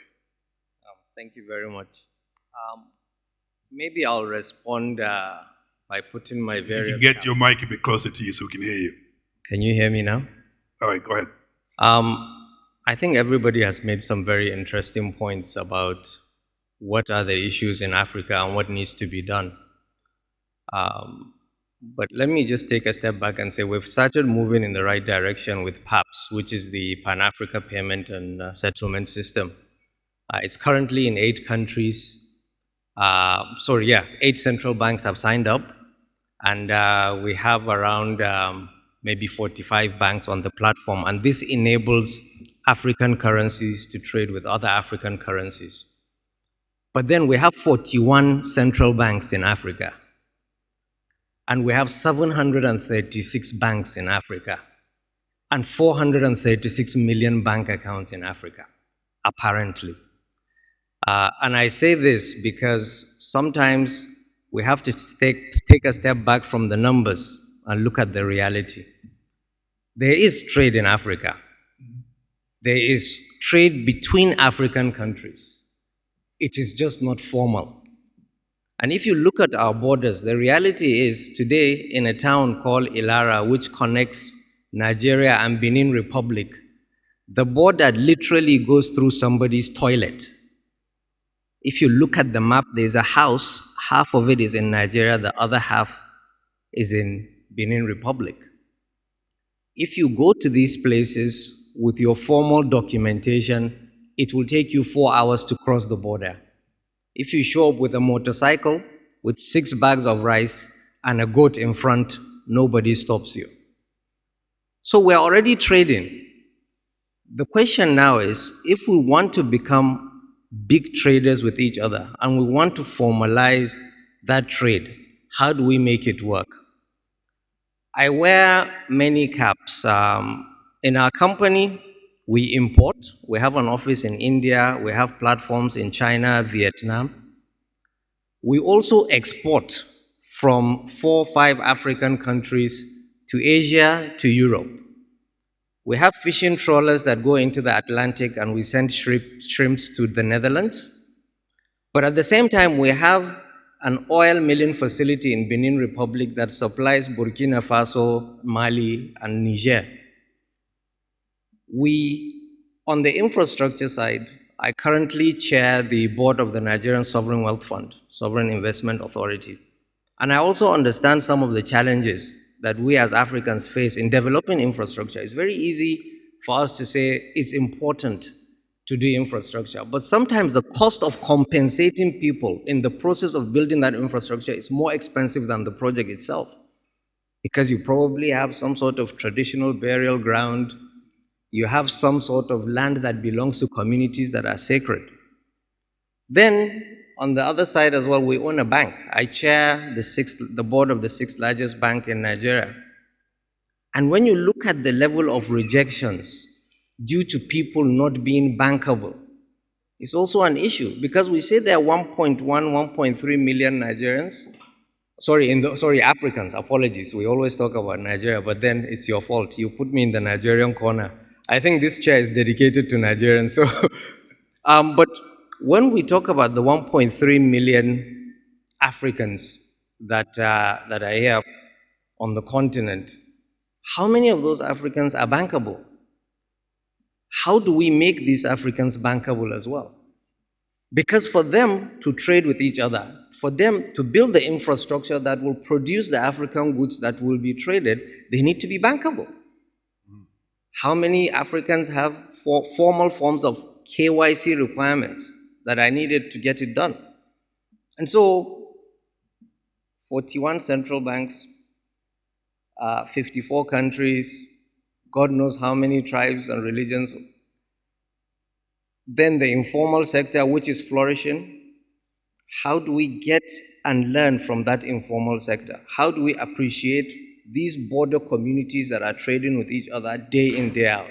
That is, I think, where we need to start learning from. Excellent. In the few minutes we have left, I do not want us to lose sight of the topic of this conversation, and that is the financing of the implementation of our continental free trade within a very disrupted financial world. So I'm going to turn to each of you in a few seconds just to give me what would be the takeaway from this conversation that you think it's important that we have that in mind as we try to increase FDI toward Africa to support this very important instrument. So, Andrew Dohani, I'm going to start with you. What will be your message? What will be your takeaway message from this conversation? Well, as I said, it looks like we are on the right track, first of all. And I feel that from what I heard during this very 2 important days, that there are emphasis on really on the enablers to really have. Could you get the mic closer to you so we can hear you properly? And enablers to implement and make use of the potentials of the CFTA agreement. As I said, we are very keen and to see that. We're very happy to see that, at least now everybody is speaking about really the need to go to the next step and also make sure that enablers funding is available, for emphasizing what are the main challenges and we need to tackle them. I think we've heard about the infrastructure, and the second is that I said maybe also the policy reforms that is needed. I felt that there's a lot of emphasis on that, because I think with these policy reforms can really make a difference Now, if you can see that with the Afreximbank and Badia, just to give an example, we've had a very, very important program called the standardization or harmonization of the standard of the pharmaceutical and the medical equipments in Africa with ARSO. And I think this kind of really emphasis on these important projects, long-term projects, is very important. Two is the added value that we were talking about. The added value, now everyone, I'm sure, around this table, this hall, is convinced that Africa cannot continue to go by exporting raw material. Africa has to really do or Africa will not continue to have 100% of its medication from outside, where we are having all the potentials here in Africa to really. So industrialization and also the added value is very important. Lastly, is I think that we as institution, for us to make this very attractive to also to the foreign investors, that's what we try to do, so we are saying that financing alone is not going to be a game changer. We need to really bring business people together, put them together, B2Bs, and also have the chance to really see the potentials together. Partnership is finally, the last point is partnership is the last point I would say. Without partnership, we cannot really achieve. That's a nice way to end. Without partnership, we can't get it done. So, Mr. Tama, I'm going to move over to you, and hopefully we could also get very quickly, what will be your takeaway from this conversation? Very quickly, I will build on those points, actually. I think that trade representation is a key strategy that we really need to look at. How can we make Africa a big marketplace where those partnerships will be made?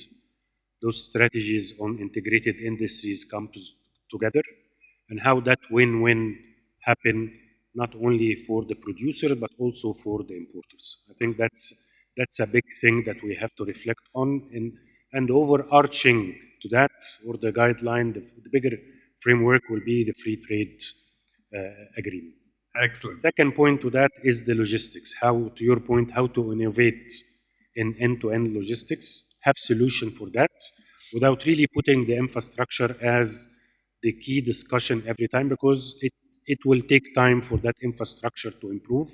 That's a vision that has to be put together by different states, different governments, private sector on the table, make sure that we have the right financing.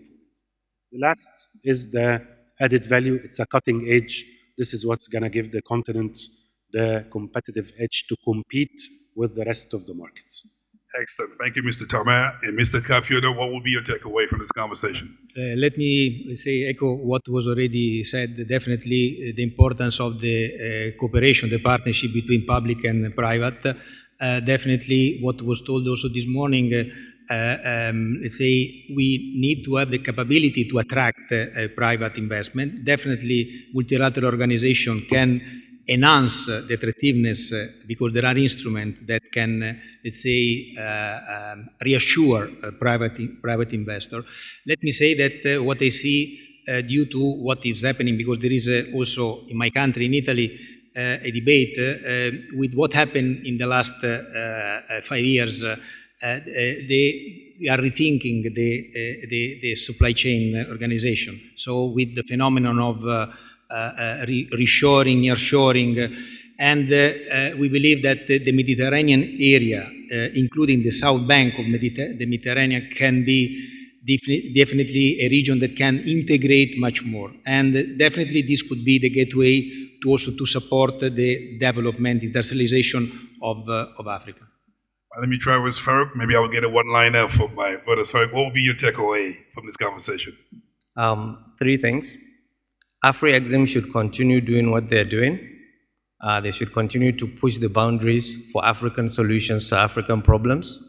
Policymakers should continue to listen to the existing systems in place, the traditional methodologies of trading between African communities that is already there for hundreds and thousands of years. And finally, for the governments of Africa, we as Africans should be patient with them. The 54 different countries have different types of structures and constitutions. So partnership requires unitary republics and federal republics and the monarchies to all work together within their own frameworks and come up with that solution. I think with these three key takeaways, maybe this thing will become a reality. Thank you. I think if there is one word that came up over and over again, it's about partnership, working together, joining forces, and also the importance of having the right enablers so we can actually get the FDI required to support this very important instrument. I heard a lot about incentive, motivations, making sure we can finance our youth, our women, but also our SMEs across Africa so we can get the funding required because the gap is huge. I'm actually going to bridge the protocol and call the President Orama. I know this was not part of the plan, but for what you heard so far, being an important organization that provide funding across the African continent, what would be your reaction to what you heard so far? Well, thank you very much. I think our role here is to listen and take notes and see how the ideas that have been canvassed here and since yesterday can impact operations. And we've listened clearly to all our friends across in the Ensemble and the ITFC. They are strong partners in the Arab Africa trade bridges. So you see all of the people there, the BankMis, LX Bank, of course, Union Bank, all strong partners with whom we relate with every day, and all are shareholders, so to say. So the thinking process, the assessment of how we create a new beating path, because what we are doing now are new things. Trying to finance the AFCFTA is new. We have ideas, but we do not claim to have the monopoly of the ideas. So we will listen and use the contributions people are making from their different experiences to make sure we produce and implement solid programs and solid interventions that will push the boundaries, as Farouk suggested. Thank you very much. All right. Well, thank you very much. Merci beaucoup. Obrigado. And see us here for our Chinese friends all the way from Beijing. And join me in thanking our panelists. Well done. Thank you.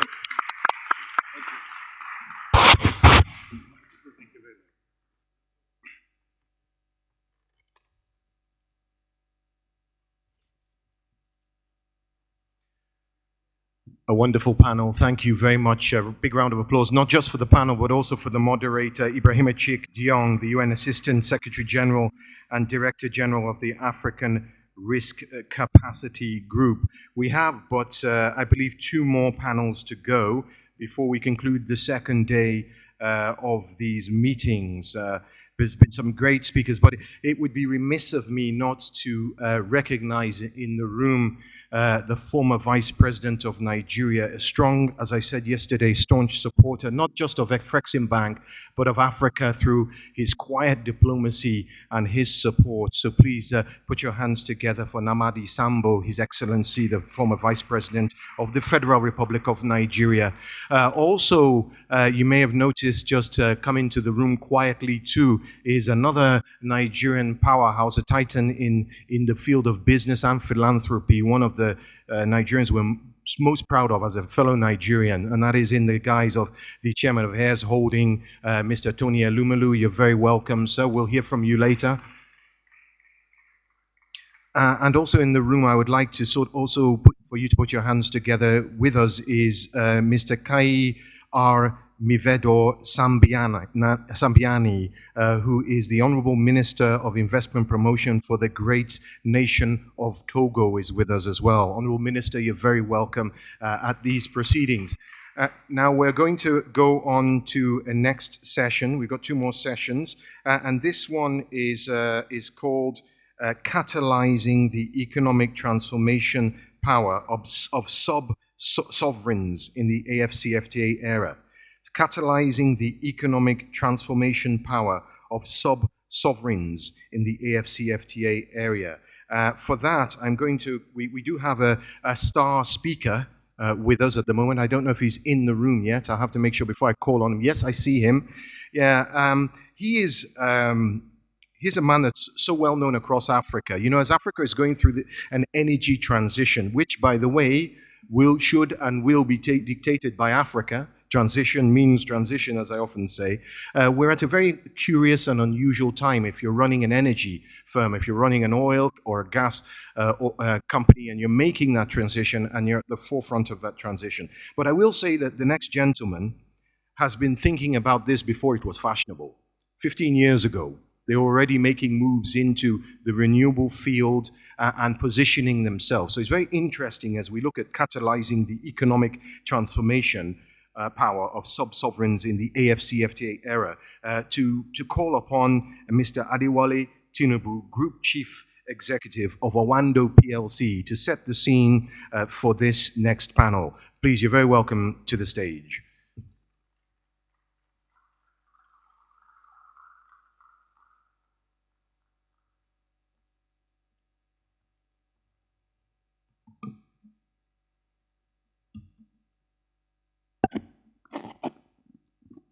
The retired Vice President of Nigeria, I am not absolutely certain about the protocol in Egypt because I assume that there must be some members of the government here present. So please forgive me if I haven't got this right, but distinguished members of the government, the retired Vice President of Nigeria, the President of the African Export-Import Bank, and that shows the significance of the bank because the title is that of a political leader. Well, I mean, none can deny the impact the bank has had on business, economic growth and development in Africa. Today, it takes an increasing center stage role in the new dawn for the continent, and I was particularly excited by today's session with the president of Egypt. Maybe it was because it was my first time of actually seeing the host country of the African Export-Import Bank directly engage with the leadership of the bank, because in the rest of Africa, we claim Afrexim as ours, even though it's located in Egypt. That is because they've done so much in terms of directly impacting economic growth in terms of the major projects they've done across the board, across agriculture, manufacturing, pharmaceuticals, oil, trading, the impact on small and medium-scale enterprises, as well as now their new focus on ensuring that we, as a continent, take the intra-African trade as a priority.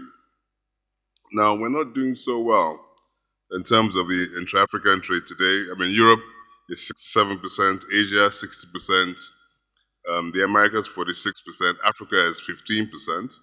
And the key really is how do we drive this towards a measure where we can take the advantages of intra-African trade as a nation.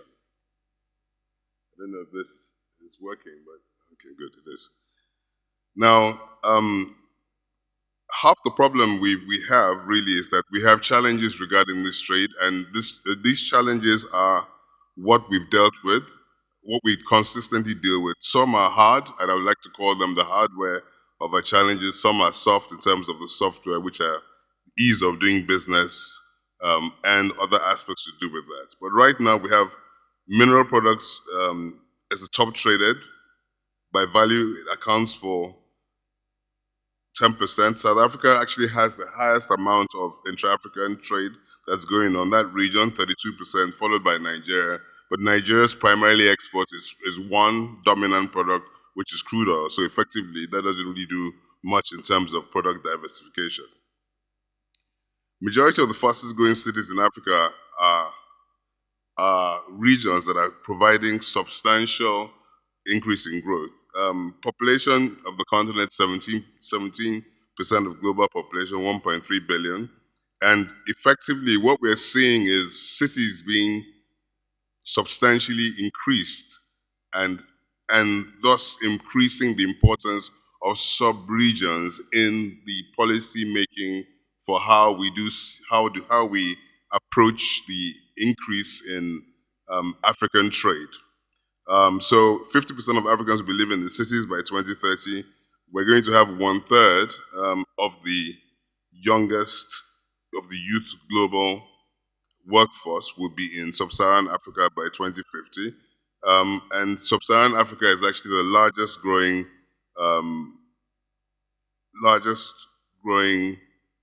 urbanizing center in the continent. Actually in the world, not just the continent.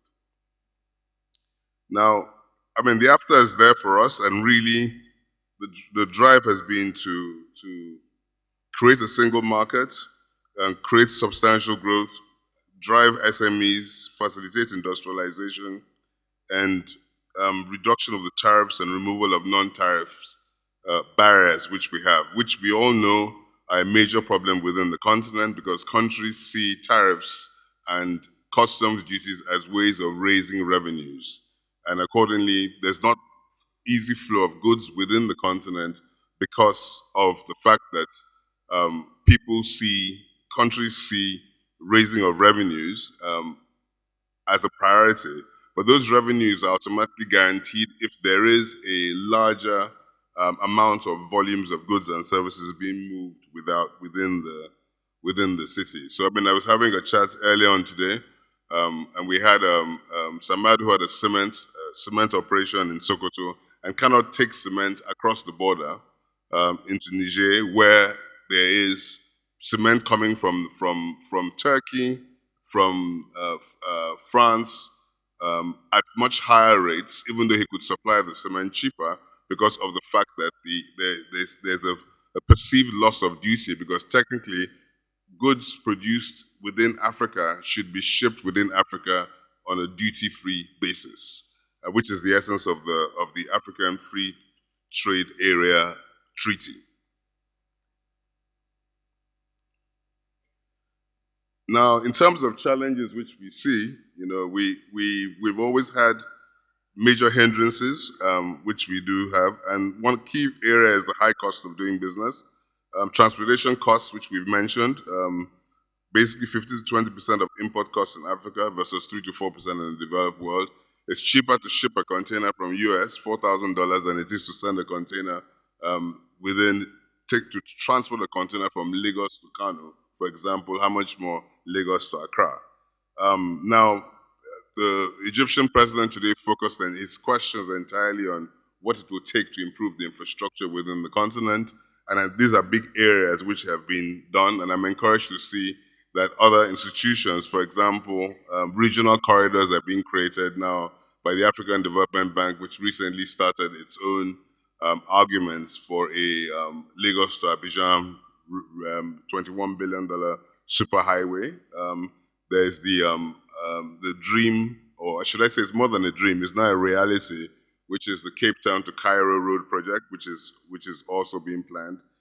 There are also regional railways that are being set up and are being done across East Africa and West Africa. And for example, we have the Matadi Sokoto corridor that is being created in Nigeria.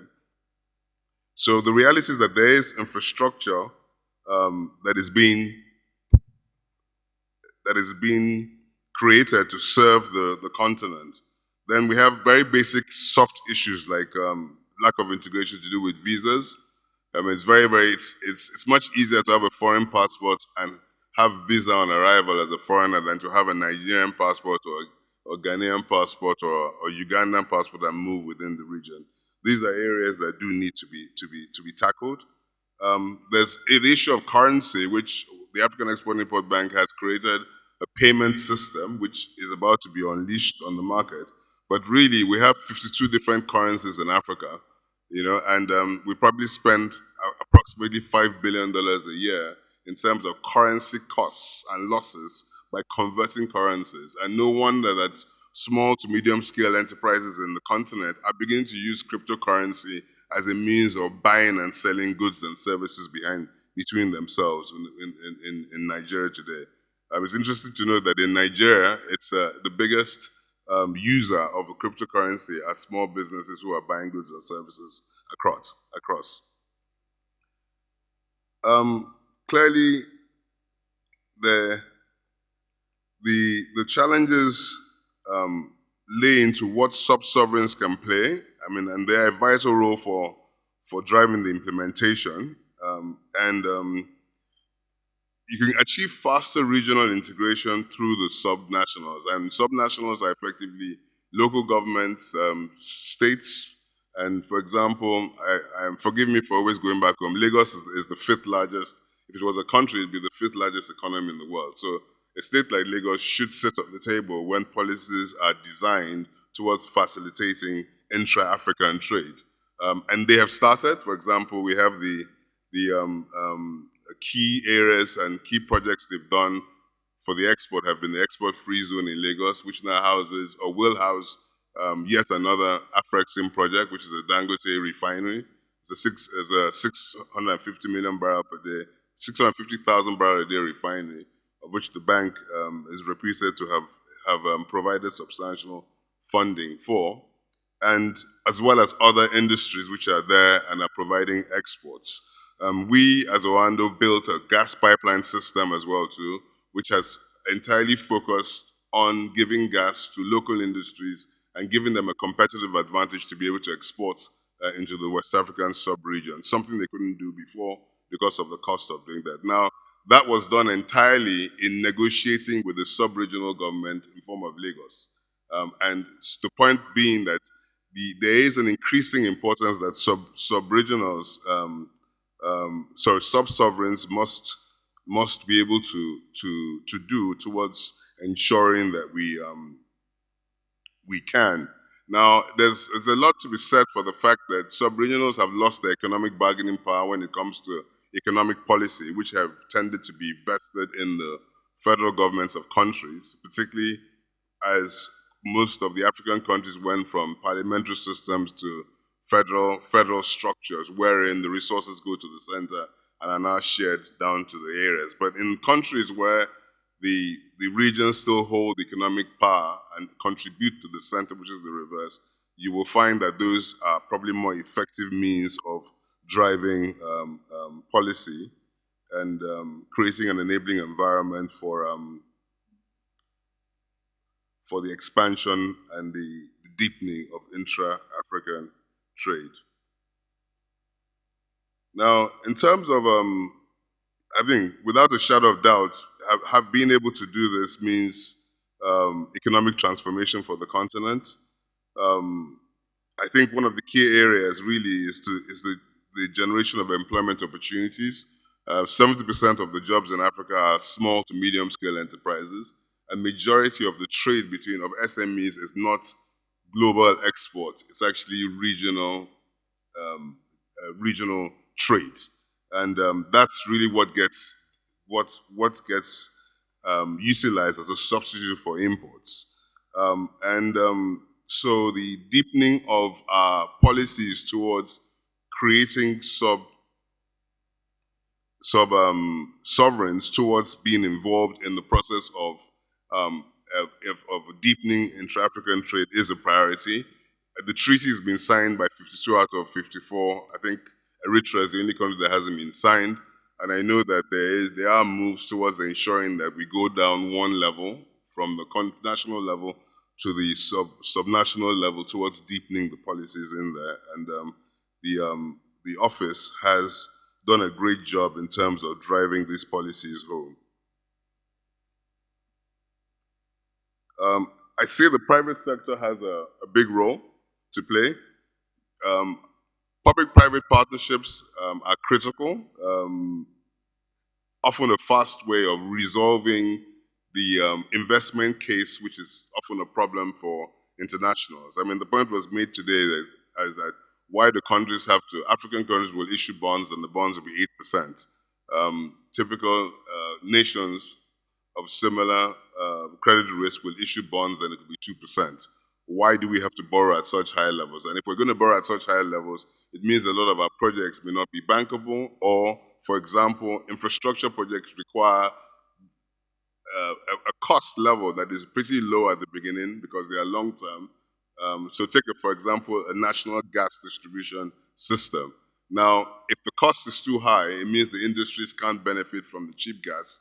It means that the project doesn't work commercially. Even though gas is provided, it's at a high level that cannot create economic growth within society. So it's often left on nationals or sub-nationals, like in this situation, to invest the capital, a percentage of their capital that ensures that the private sector can invest its money side by side towards making the price of the product achievable. And then it means that more people can absorb it, and over the years, it becomes bankable.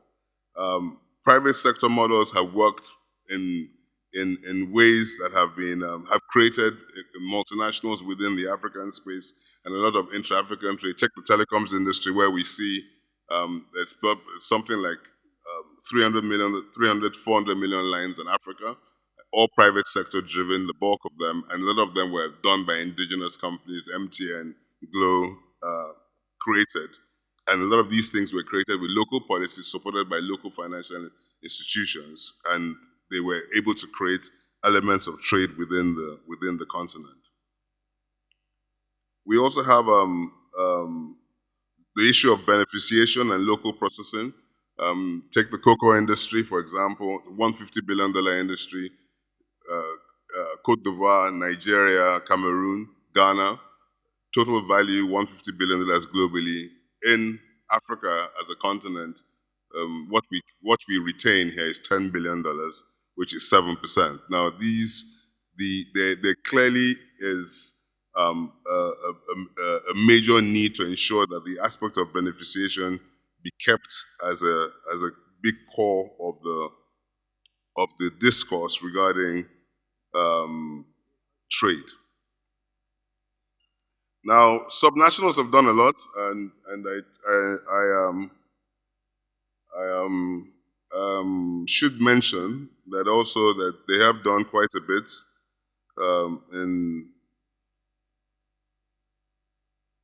in creating infrastructural development. I did mention there are loads of examples I could give, but the role of the financial institutions does need to be emphasized.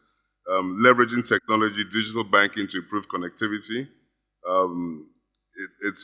We're not going to be able to achieve the sort of growth we do require without financial incentives. And so far, so good. There has been big steps taken in terms of creating financial inclusion across the board, and having these as part and parcel of the areas that we need to look at. Now, in terms of states, there have been major states done, and I could reel off a lot of projects, but we don't have much time, that have been done at subnational level that derive with the principle of creating trade. There's the Geometric project, which was the 50 billion, which was completed, had been on the shelf for a long time, and completed by Afreximbank financing, $50 million, which had been sorted out by ALSA. Niger State has done some work in terms of jobs in the agricultural sector, and Bielsa, and there are several regional ports that have been signed up for. Akwa Ibom, Rivers are all considering deep sea ports, which are at sub-national level, but all driven towards exports. I hope and pray that with all the other existing policies and that have been created and efforts that are being made, we would see a lot of these efforts and infrastructure being driven towards intra-African trade as opposed to straightforward exports into European or American or Asian destination. In our regard, we're doing quite a bit ourselves. From the financing side, we work with Afreximbank as Orlando. My personal experience, MCB, RMB, Standard Bank. So we do quite a bit of financing in there. We invest across the African sub-region in many African countries, upstream operations, downstream operations, and these have been done with the support of those institutions. And we look forward to being able to do more with the institution, as well as with all the colleagues in this room. And I think I probably should take a break now to have the panel discuss the issues. Thank you very much. Thank you. Thank you very much. You're not off the hook, though, because we want you to join at the panel, so you can grab a seat here. Let's see.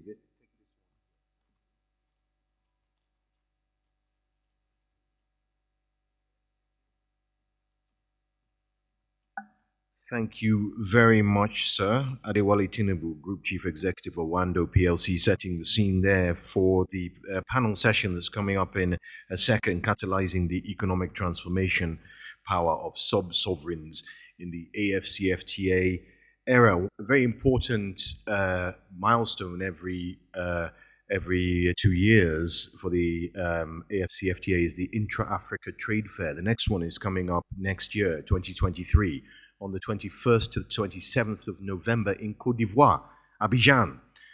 This is the Afreximbank in collaboration with the African Union and the AFCFTA Secretariat brings you the third Intra-Africa Trade Fair. So please join us in Côte d'Ivoire on the 21st to the 27th of November. This is something you must not miss. You can find more information at info@intraafricantradefair.com, info@intraafricatradefair.com, or just go to the booth outside. You can register right today or tomorrow. Just go to the booth outside, and my colleagues will help you to get your name on the roster. Okay, let's move on to a very short panel session, given that we are way behind time now, but it's going to be a snappy one. While you're sitting down, I'm going to bring some people to join you. But first, I want to introduce them. We have an excellent moderator. He is responsible for supervising most of the content for West Africa for CNBC Africa. Please welcome to moderate this session, broadcaster Wole Famurewa.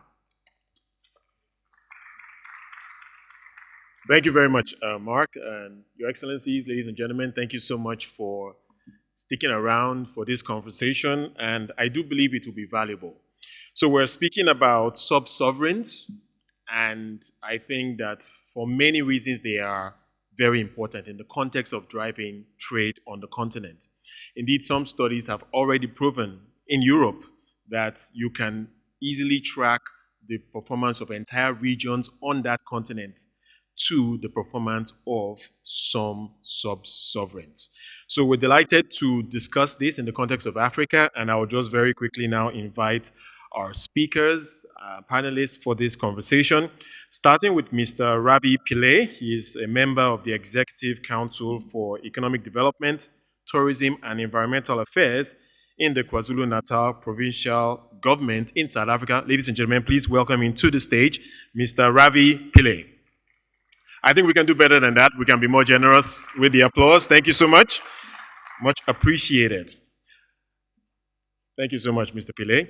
We also have Ms. Kanayo Awani, and you've always known her as the Managing Director, Intra-Africa Trade Initiative, but have been reliably informed that that portfolio has expanded to some extent.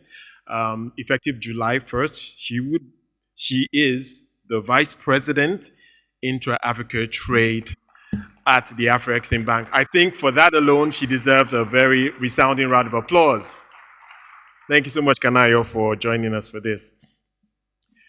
Of course, we have Mr. Wale Tinubu already on stage, the Group CEO of Owando, but we also have some other sub-nationals participating in this conversation, and we have representing the Governor of Niger State, the Commissioner for Finance for that state. Please welcome to the stage Mr. Zakari Abubakar as he joins this conversation, all the way from Nigeria. Please, if we can be more generous with our applause as he comes. Thank you so much. Thank you very much for joining us for this. We also have Mr. Maxwell Ebiba, who is the Commissioner of Finance for Bayelsa State, also in Nigeria, joining the conversation. Thank you very much for participating. All right, we don't have much time, so let's get right into it.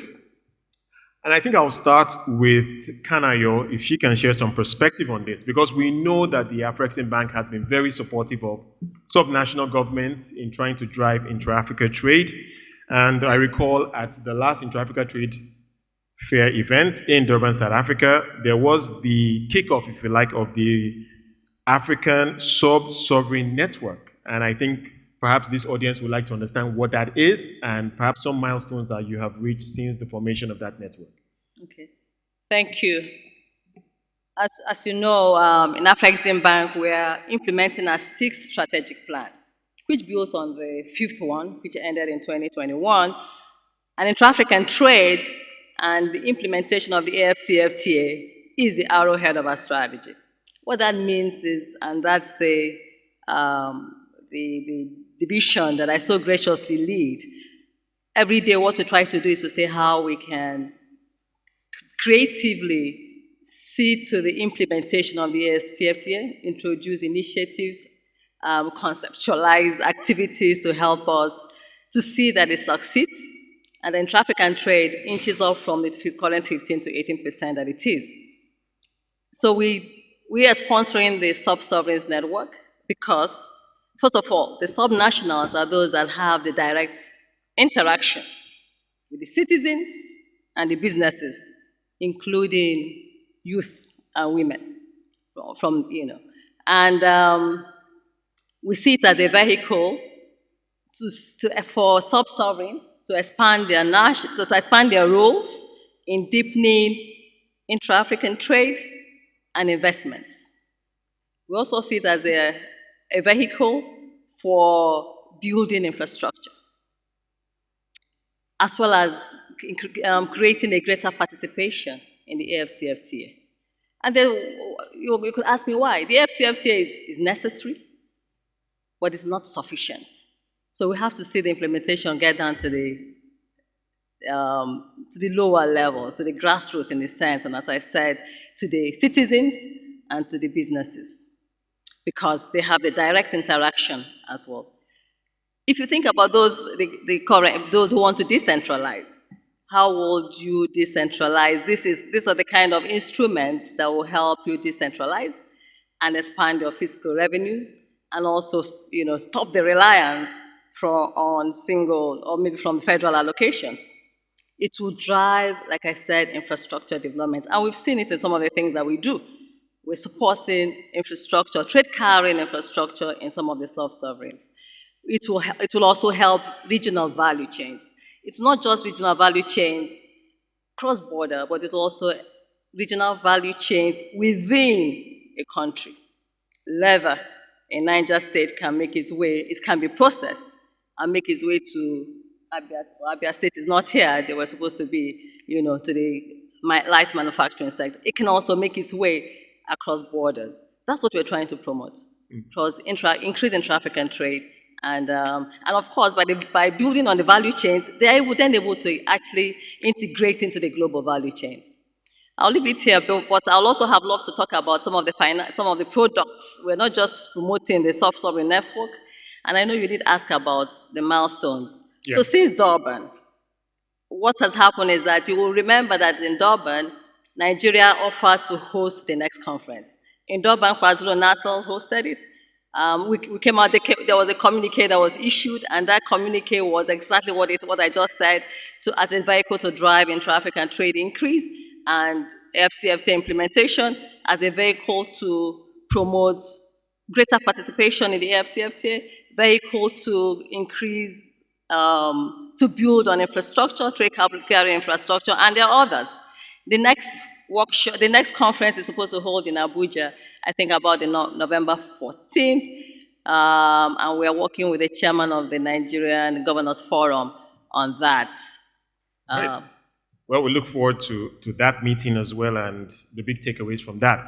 But if I can go to Mr. Ravi Pillay now, you obviously were the host of that last event, and there's no doubt that KwaZulu-Natal plays a very important role, not only in the economy of South Africa, but indeed that entire region, especially when you think about the impact of that port in Durban. Can you speak to the opportunities and challenges that you see as sub-nationals begin to embrace this whole concept of the Africa Common Free Trade Area as an opportunity?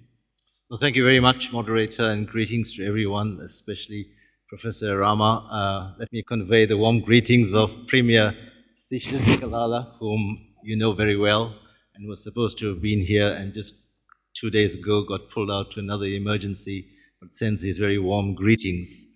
And I make special mention of that because Professor Rama would know how important leadership is in driving implementation. And in our Premier Seychelles Igalala, there's an extraordinary passion and energy for this particular program and indeed the African agenda.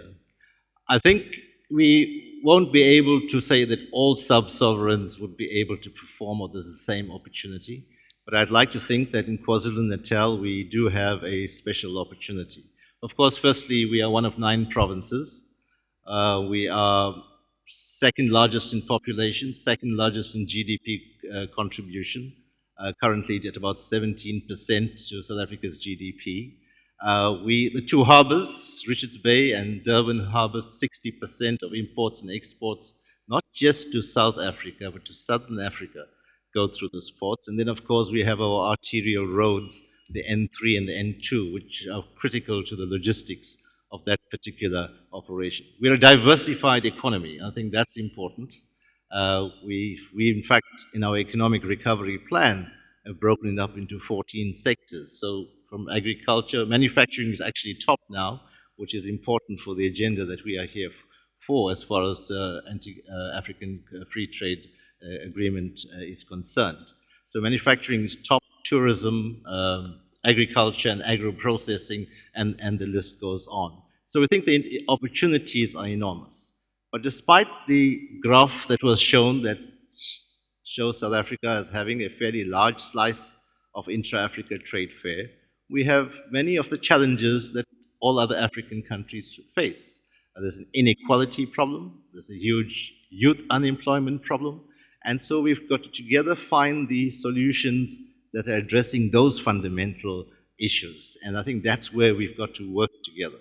I've said to many people that I've met here that we don't know each other enough, and we pay tribute to Professor Rama and Afreximbank for creating the platforms for bringing us together, and that's absolutely critical.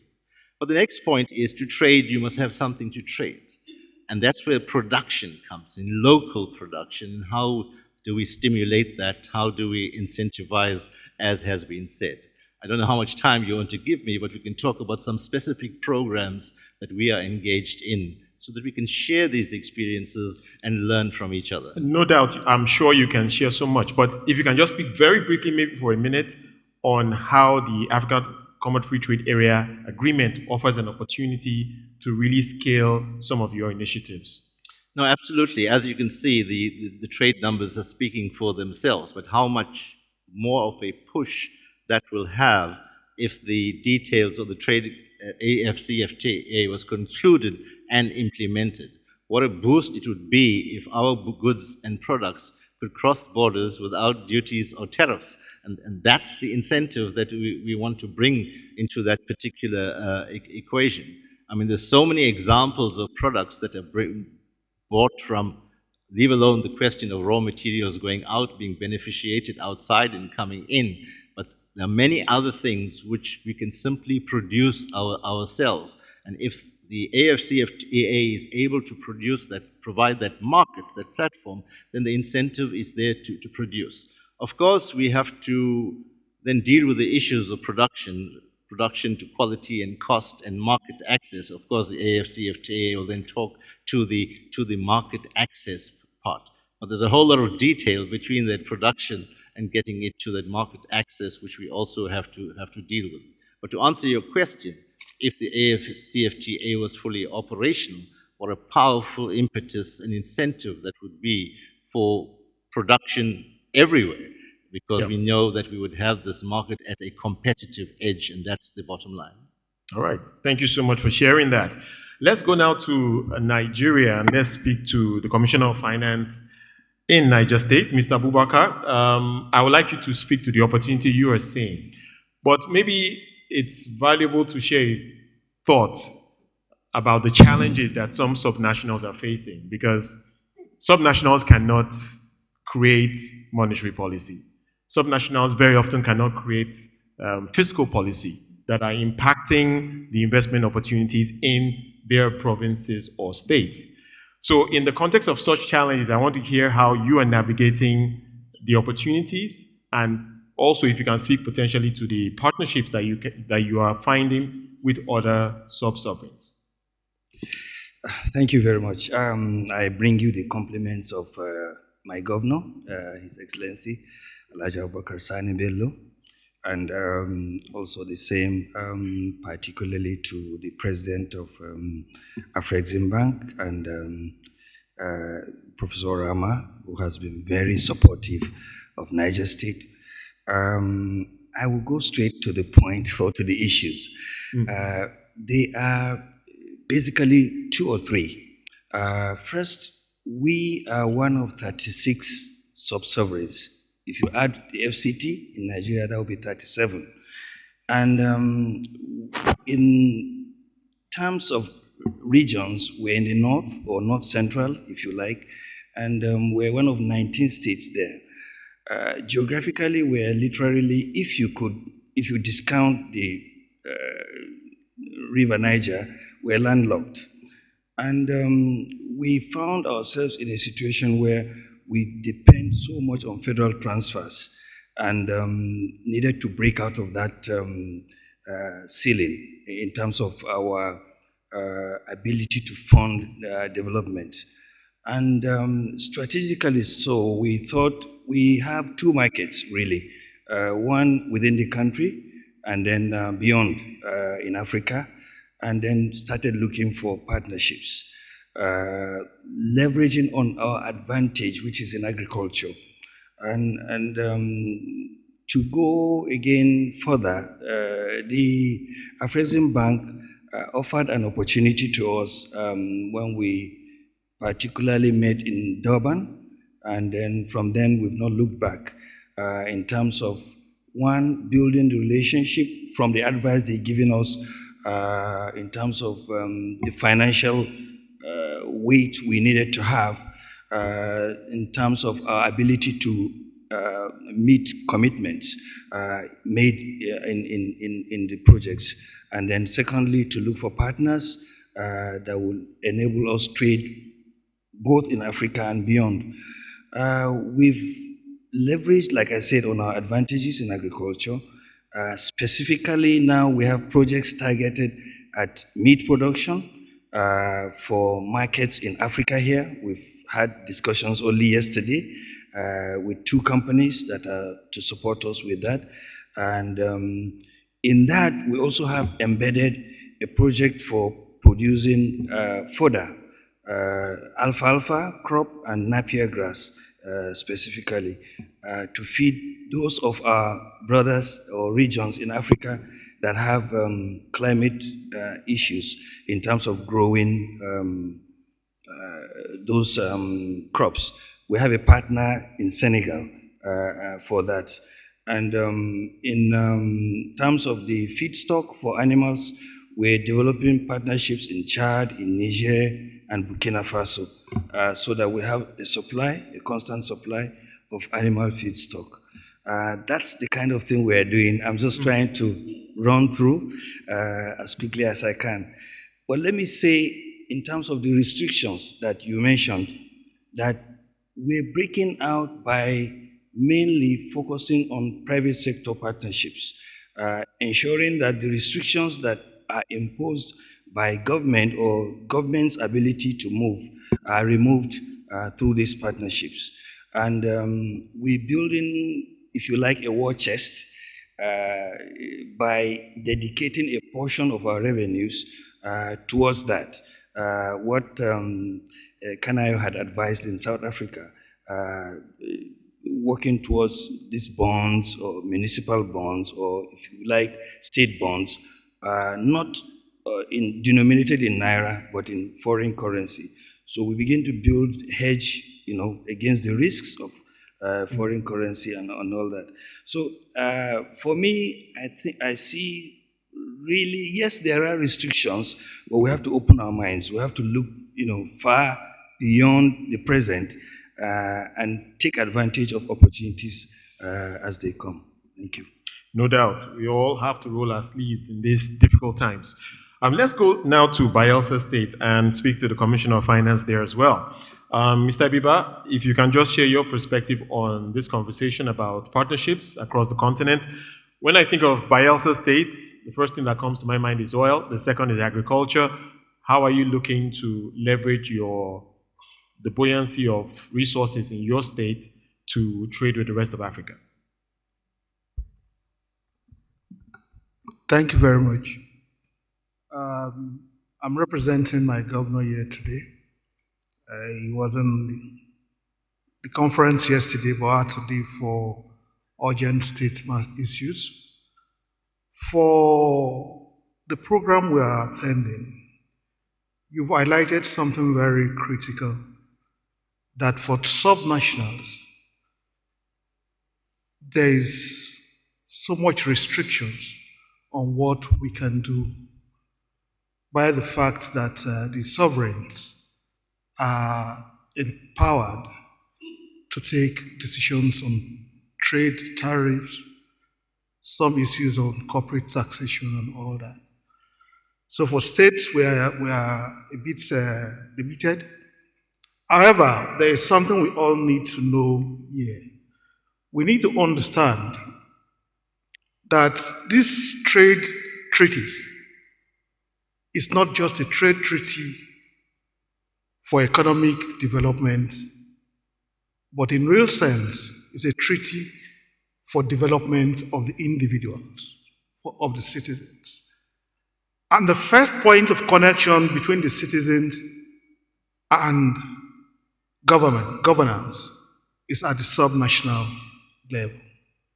If that's the case, then I will be expecting the African Union and all relevant institutions to begin to, as we set up as the framework or the protocols for the treaty, the agreement goes on, to also take time and establish deliverables expected of the sovereigns at the subnational levels. If there is no conscious effort to do that, then we'll be missing it out. We'll be missing out on the opportunities that are actually there. Because the subnationals are the closest to the people. For us, we are the center of the Niger Delta of Nigeria. We have the longest coastline as a state in Bayelsa State, in Nigeria. And the opportunities that exist there are within the marine logistics sector, transportation. The state government in that instance, we are already promoting the Agge Deep Sea Port, which we believe will form which is properly located to be a logistics base or transportation hub within the Gulf of Guinea. I'm so sorry to interrupt you there. So the state is bearing the burden of delivering that port? The state is bearing the burden of doing the initial hard work, land acquisition, engaging the communities, developing the business plan. Ultimately, we are at the point of operating as PPP, working with private partners to develop the port. That's some of the reasons why we are here for this conference. And we believe not just this conference, we will also engage other partners and see that we actualize that project. Because we see enormous opportunities coming from this treaty, arising from this treaty. However, just to also highlight here, the sovereigns will need to also create further awareness on the benefits of this program. Some of us are already keen in, some of us are we are doing things to take advantage of the program, but how well has it been done in the country? So two key things, the sovereigns need to deliberately encourage the subnationals in respect of projects and initiatives that we take under this agreement and treaty. The other issue needs to be that of awareness, creation of awareness, so that both the private citizens and other subnationals in the countries need to be aware of it. Sounds very exciting, and we look forward to seeing that project take off indeed. Of course, with the support, I imagine, of the Afreximbank. Before I go back to Kanayo and some of the other speakers, I must come to Mr. Tinubu. You are holding the private sector hat here in this conversation, so we'd like to hear you chime in. And very often it's said that capital goes to where it's welcome. Private capital is moving across sub-sovereigns across the continent, and of course within specific countries, I want to hear your perspective on this topic about how that private capital can be situated to drive intra-Africa trade in these sub-sovereigns. The point you're making is valid, and what concerns me the most really is that there's competition globally for capital, there's competition within Africa for capital and for the location of businesses. So the more plausible your environment is, the more capital will flow to your environment. So one of the things that I find interesting about Africa is that the countries that have tourism as a priority for where their income comes from tend to be very organized countries. The ease of doing business tends to be a priority. There's arrival at the airport is simple, visa security, getting a visa is simple. Starting a business tends to be very simple in those countries, and there's transparency in what you can and cannot do, which really drives economic growth. And I find that there's complexity in other areas. And even though we're talking about subnationals today in this panel, the reality is that subnationals have the responsibility of ensuring that there is a home for businesses to thrive. So if we take Bielsa, for example, we do a lot of oil production in Bielsa, and whilst Bielsa is focused on logistics bases and other aspects, there's one key thing that goes on in their location, which is the oil production. And two things they could do, I would like to say, they could get involved in oil projects, small-scale oil projects, capture the gas flare, create value, and everything. I feel the time is coming where subnationals can organize corporates, small corporates. They have a brand, they can raise money, they could do joint ventures, private-public sector partnerships with the private sector, and they could do projects which could generate a substantial amount of income for their local communities. I think that's something which should encourage. It used to be big in the 60s, but as our constitutions changed and we became more federal structures, and we must accept Africa went through a whole strife of civil wars in the 70s, and now there's, I think something like 95% of the countries are now democratized, but in the process, central governments got a lot of central power and a lot of responsibility was taken away from subnationals. And so there has been a movement. But also even the responsibility for peace. Bielsa, we have a lot of militancy, a lot of attacks on our facilities. And unfortunately, I'm not calling out the state government, but I feel that we need to have more of an engagement in terms of making a very safe environment for us. If not, at the end of the day, the capital goes elsewhere. And we saw that happen, for example, in another state of the Federation, Delta, where all of us were situated. Delta became very bad. Okay, Warri was really terrible. And we all moved our head offices out, and everybody moved out. And we moved to Bielsa and Rivers. Now, the challenges are coming there now. So the point has been made regarding the responsibility for safety in businesses, and it's one that's worth commenting about. I think he wants to say something about that. Very quickly, if you can, sir. Thank you. Mr. Wale Tinubu, we appreciate your observation, but before we even come to that, I guess you're aware that in addition to all the things we've been doing in terms of security, is part of key government responsibility. Absolutely. And in addition to all that we've been doing, there have been a decline in criminal activities around the Gulf of Guinea. Now, when we have those situations around the Gulf of Guinea, Bayelsa is the closest state to the Gulf of Guinea in that area. So the temptation is there to think that Bayelsa is able to control some of those control the security around that area, those activities will reduce. However, it's the primary responsibility of government, the federal government in the coastal waters. So that's a bit limiting for us. But for internal security, we've passed a new bill into law for neighborhood community safety corps. And part of the reasons we're doing that is to ensure that we're able to rein in our people. We're able to, because security is something that starts with the community. And if all the initiatives we have, like, for instance, we appreciate the fact that we have the highest gas deposits in Nigeria, and we want to exploit the opportunities around gas and gas industries. So we are moving ahead. We have set up the community safety corps. We have put in quite a huge amount of money into that. It's a new initiative.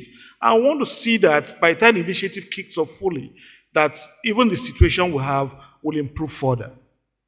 Right. I'm beginning to get my cue. I need to wrap this up. I really would have loved to engage the rest of the panel, but I would like to allow Kanayose, for 1 minute, some of the financing options that the likes of Afreximbank are making available to sub-nationals who are looking to build ports like Bayelsa is trying to do, and so forth. So maybe I should start with what he said. So if you can just speak into the mic. You know, the trade he talked about between Niger and Niger and Burkina Faso on feed mill, we can finance that. He talked about bonds. In Durban, I talked about diaspora bonds, which we can facilitate. You know, a state like Kerala in India has financed its airport developments from the diaspora. The diaspora have the closest patrimony to their home states and to their local governments. You know, that's something we can support, the diaspora bonds. In Nigeria, we're supporting a sub-national with industrial park, an industrial city, in an integrated power project as well. You also know of African Quality Assurance Center, which is essentially a testing, inspection, and certification center to deal with issues of standards, quality infrastructure, because as we talk about the AFCFTA, we have to also deal with non-tariff barriers like standards, unharmonized standards and issues like that. Their project preparation facility is available. We also spoke to a sub-national, about helping them bring their projects to a bankable state such that they can be financed. We also have our impact equity fund, which is FEDA. It's all available for businesses. Talking about trade and investment, we are also enabling investments through to sub-sovereigns. We're actually facilitating businesses going from, say, a sub-national in Egypt to KwaZulu-Natal, for instance. They are trying to develop their fisheries and aquaculture sector, and it's an Egyptian company that is doing that. So they're all very awesome. We are also financing the investment because we have investment finance programs. We have investment guarantees that protect investors against some of the risks, perceived risks that are maybe out there, and ensure that their investments are protected. Contract agriculture is something that is surfacing very often, where farmers are being contracted from one sub-national into another, to promote and contract manufacturing as well. These are some of the products that that already we're implementing, and that they are available for sub-nationals to promote the network. Right. Well, I have no doubt if I allowed you to continue, you probably roll out a lot more products and services that you're offering. But no doubt the sub-nationals are important. It's a treacherous environment these days. But I believe that as more sub-nationals across the continent partner to drive intra-Africa trade, this train that has left the station, the African Common Free Trade Area, will be a successful trip. Thank you so much. Please, can you put your hands together for our panelists? And on that note, I'll hand over back to Mark.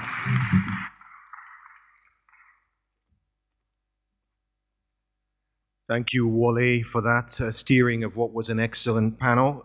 We are now on to our final, and we're not going to disappoint you with the final panel. I think we have two elements left. We have a panel now, and then we have a signing, a deal signing or an agreement signing, should I say, at the end that ends the day. Now, many of you would have heard the term Afro-capitalism. Afro-capitalism. That term was coined by Mr. Tony Elumelu, and he believes that it holds the key to many of the things we're trying to achieve to have the continent's well-being extended.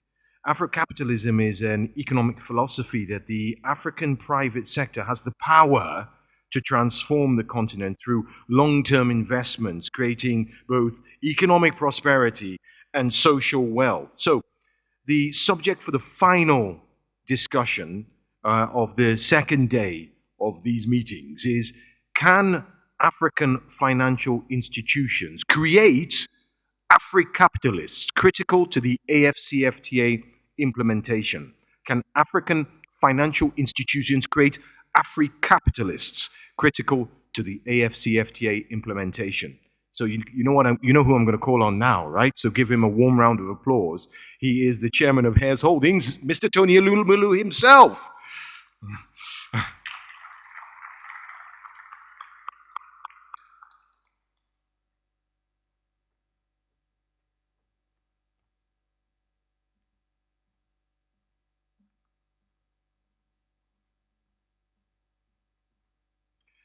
We'd also like to welcome back to the stage our host, none other than His Excellency President Benedict Orama, President of Afreximbank, ladies and gentlemen.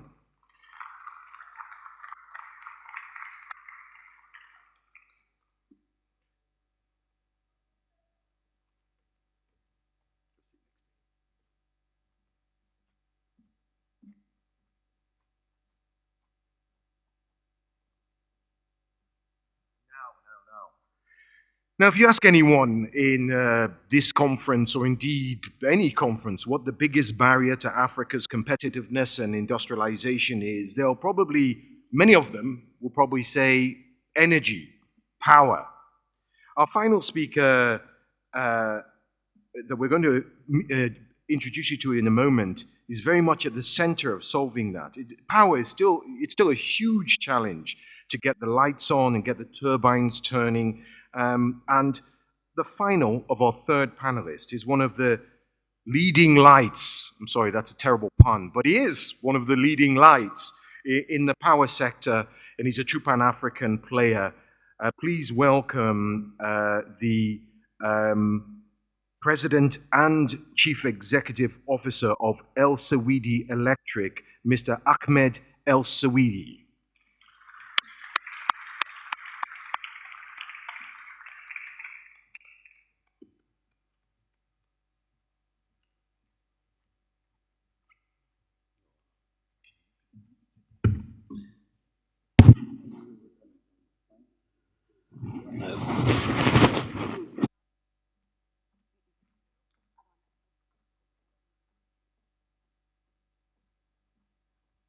And you probably noticed the very familiar face of the moderator. She's very well known, formerly of CNBC and now of the Nielsen Network, to moderate this excellent star panel, none other than Bronwyn Nielsen. Bronwyn, take it away. Thank you very much, Mark, and you've done an excellent job with introductions. We're honored to have such an esteemed panel with us here. And of course, we're looking at how African institutions can create Afri-capitalists to implement the AFCFTA. So I'm going to start by asking you all just a warm-up question. What does the African Continental Free Trade Area mean to you? And you're all going to get the same question. Ahmed, I'm starting with you. Thank you very much for giving me this opportunity. First, I would like to thank you very much for this. And also thank Afreximbank and our brother, Dr. Orama, for all the support he's giving to Africa and all the support Afrexim is giving to Africa. Really great job, especially for development and for the future and for better future for Africans. Of course, this point of the free trade is great for Africa. Especially, this will encourage a lot of countries to work together, 100%. But also, I feel that this will be for the benefit of the much advanced countries than the less advanced countries. So, if you are looking for jobs in a lot of African countries, I think there will not be manufacturing. There will be less investments, especially in manufacturing, and there will be less jobs. So I believe it will be for the benefit of some countries and for non-benefit of others. Of course, I believe that it must be controlled or done with the way that how to increase the investments in all countries and how to increase the trading. Thank you. President Rama, what does the African Continental Free Trade Area mean to you, sir? Thank you very much. Let me welcome our friends and partners, clients, Tony and Ahmed, for sparing the time to join us here, and to our colleagues and friends who are still remaining here despite a very long day of activities.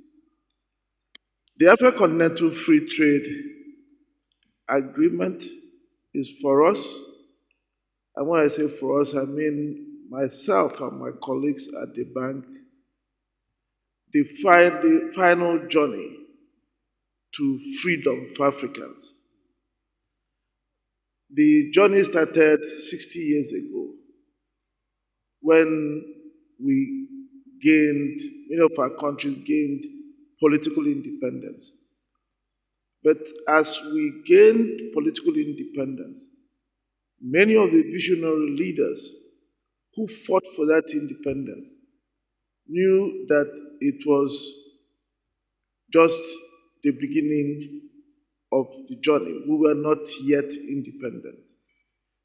Those who were old enough to follow what was happening in the 70s and even 80s, and I'm sure even started in the 1960s, we used to have what was called neo-colonialism.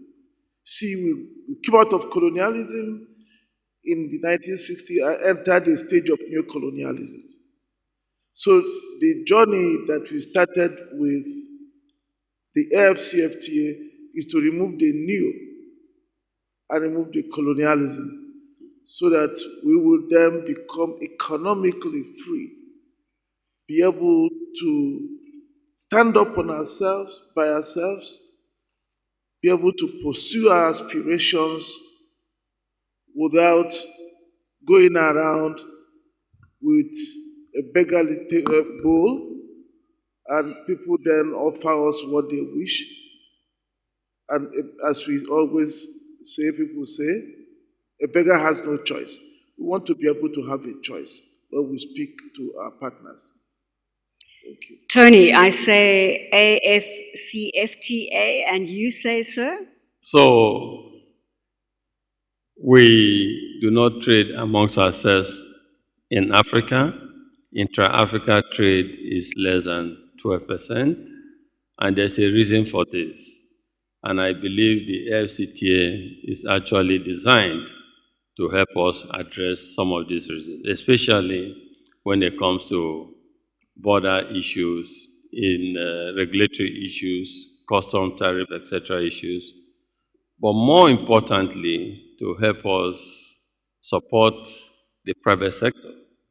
Because Africa will trade amongst and within itself if we have and produce what our people need.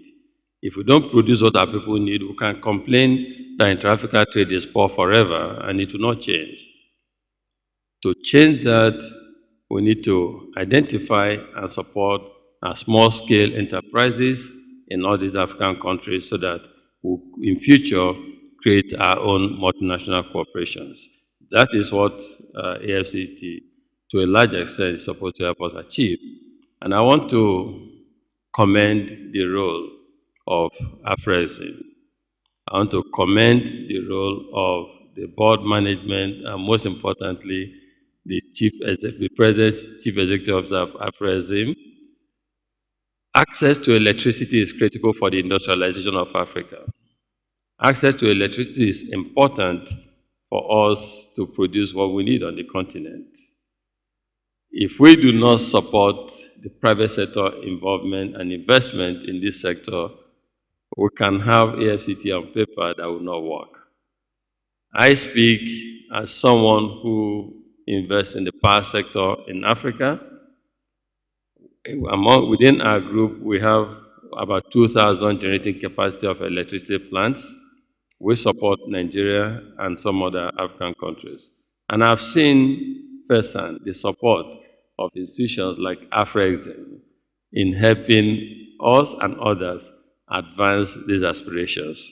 What I'm saying today is AFCTA is important, but for AFCTA to work, there are things we must do. And I want to recognize those and institutions that actually helping to galvanize and put energy to that drive for Africa to trade amongst itself. And to use this opportunity also to call on other development finance institutions, to call on other regional or continental finance institutions, that in the 21st century, what is important to us in Africa is not necessarily the size of capital that development finance institutions have. What's important is how we deploy that capital to help industrialize and develop Africa, so that the purpose for which AFCTA was set up can be realized and achieved.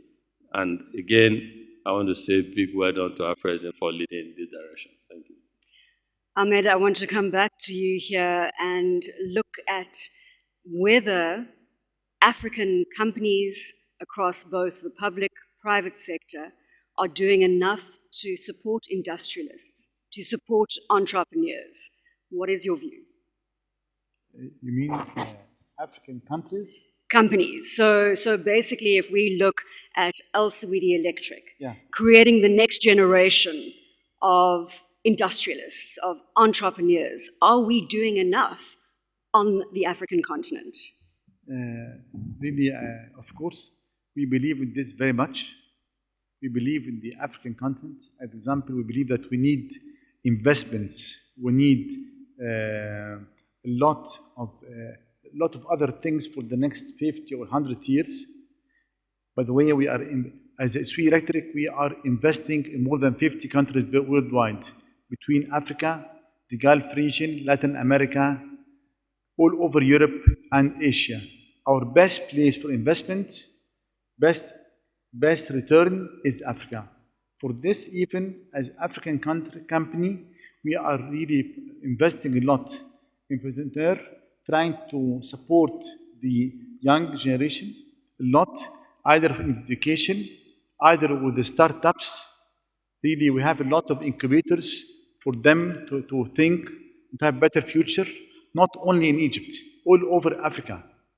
We have, as example, this year we recruited over 1,000 young graduates from Tanzania, from Zambia, from Nigeria, all over Africa. We are giving them 1-year training to be really the engine for the future. Thank you. Very well said. So the youth will be the engine for the future. And President Jarama, I want to pick up on that theme because we've seen the youth being celebrated at the Afreximbank annual meetings this year. They are the implementers of the African Continental Free Trade Agreement. Do you believe, sir, that we are doing enough for our young people as they are our future? No, it's not affected. Do you? So I was just saying, in terms of young people and entrepreneurs, picking up from what Ahmed was saying, is that they are the future. They have to implement the African Continental Free Trade Area. Are we doing enough for young people? I think that we cannot do enough. Let me put it that way, because the young people have to do more than we do for them. They have to have the hunger to rise above their abilities.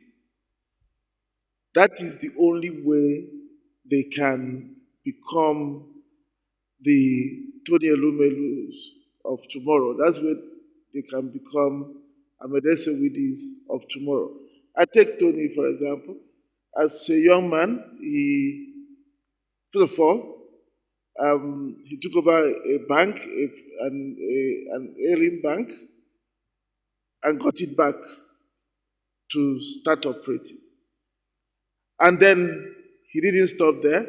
And that's why I'm saying that the ambition should, more than you.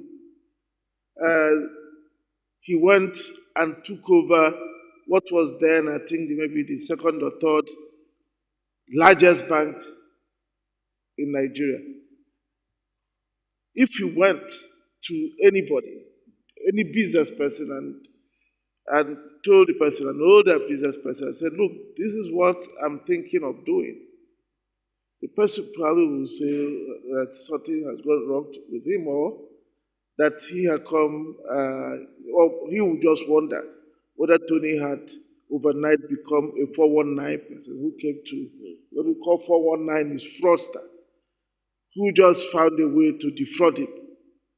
But he had this big ambition, which only his youth could help him accomplish.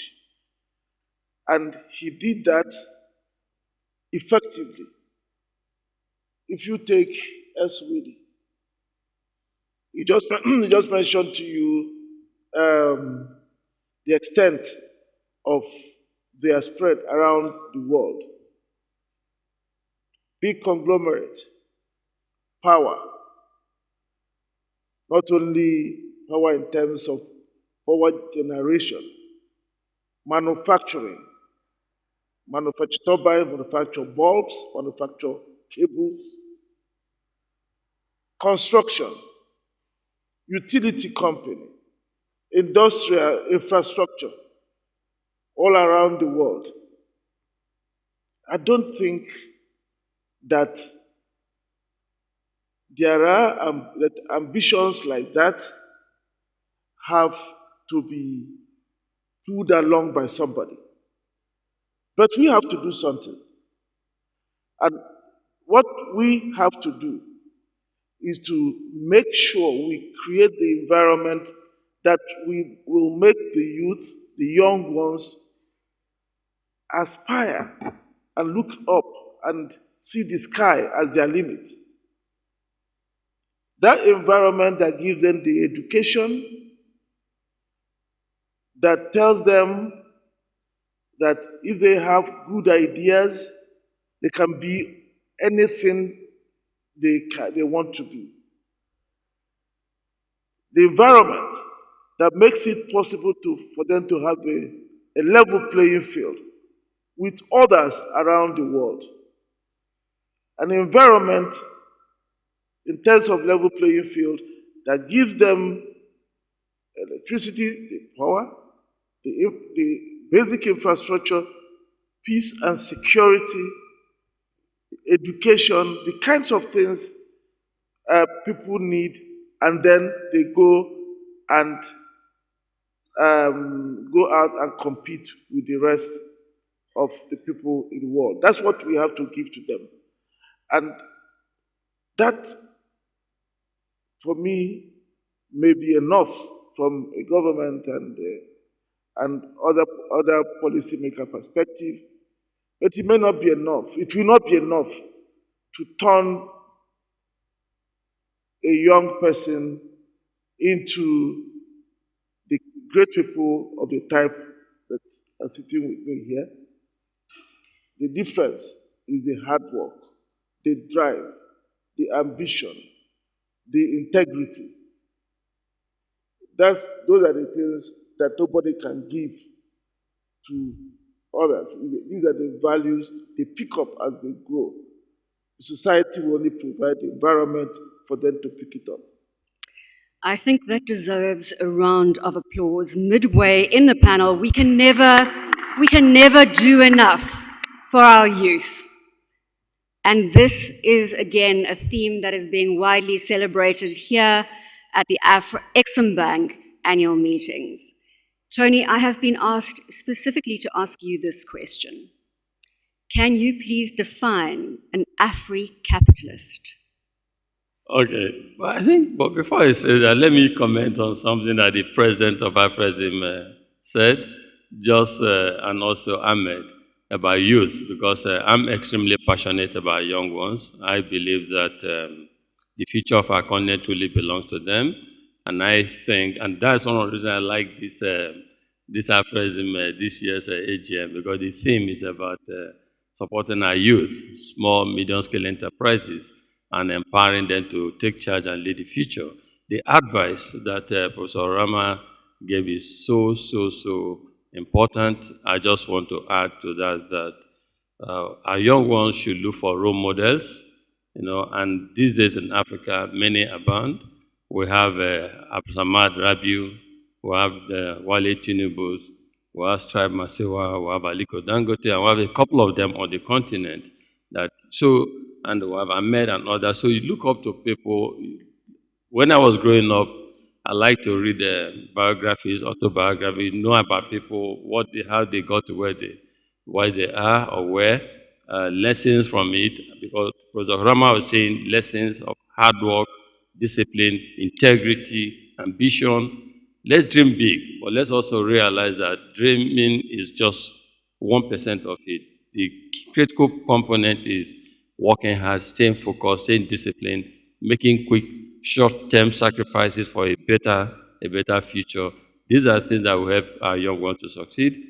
As our young ones succeed, all of us on the continent will succeed. We succeed in so many ways. And that also is critical to the philosophy of Afrocapitalism that I'm asked to speak on. So Afrocapitalism is actually, in real terms, what we're discussing today, what we're doing here, what Afrexim is aiming to do on the continent, catalyzing prosperity, catalyzing economic opportunities, helping to create social inclusiveness on the continent. It's about, in my own journey, realizing that, I could not have gone to where I've managed to get to if I was not lucky at some point in time, if I didn't get support to get there, and thinking, what can the private sector do as we make progress, as we help to take Africa to the next level? It's about the private sector in Africa playing its own role for the development of the continent by investing. What Wale is doing, what Ahmed is doing, what Samad is doing, what Dangote and others are doing, is all helping to catalyze economic opportunities on our continent by investing in critical sectors of the African economy that help to create that prosperity that we need on the continent. In Africa free trade we're talking about here cannot succeed if we do not have private sector come up to play its own role by investing. We need to create food, address food security on our continent. It's not government that will do that. Government needs to create the right environment, as Professor Rama said. But we, the private sector, must step forward and help do that. We need access to electricity on the continent. Government cannot do, but government must create the right environment for this to succeed. The African entrepreneurs and global entrepreneurs should see Africa as a good investment destination. But again, our governments have a key role to play in making sure that private capital, global private capital that is seeking the right destination, they find our continent as the right place. So the summation of private sector investment, interaction in helping to create and advance prosperity on the continent is at the heart of Afrocapitalism. It's a call on all of us at private sector to play our own role, invest, not just what we have. I say to people, it's not what we have in bank accounts that count at the end of the day. What matters is what we do with the money, the wealth we have. either by the investments we have created to create more jobs on the continent, or by people we have helped to economically empower.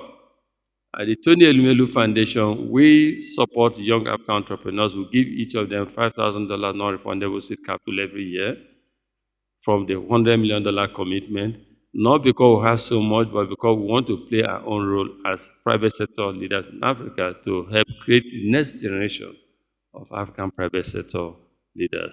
But the good thing is not only us doing it, others are doing the same thing. I know that Absalom Ravi has come up with even more ambitious program, but we need more. We need more. We need more of our successful people to let's think less about what is in the bank account. Let's invest that in a manner that helps to catalyze economic prosperity. But I will not end my short intervention here. I don't know if I have an opportunity to speak again. But let me again say a big well done to Afrexim and to Professor Oke Orama. And I would like us to clap for this man. He's a visionary. He has helped, he and his team have helped to support all of us in the private sector. Private sector don't do well on their own. You do well when you have the firepower to do what you need to do. And Oke and his team are doing just that. Thank you. We're moving now just to the final point from each of our esteemed panelists. I wanted to say something. Yes. Because it's important. So thank you very much, Tony. I'm sure our colleagues who deserve all these accolades here, or they will hear you when they listen to this recording. I wanted to add a few things because you see, one of the things that are happening on the continent is our people, our youth, beginning to think that they have arrived. They compare themselves to the youth in developed economies. And when they are, some of them, when they are in certain jobs or even when they are running their business,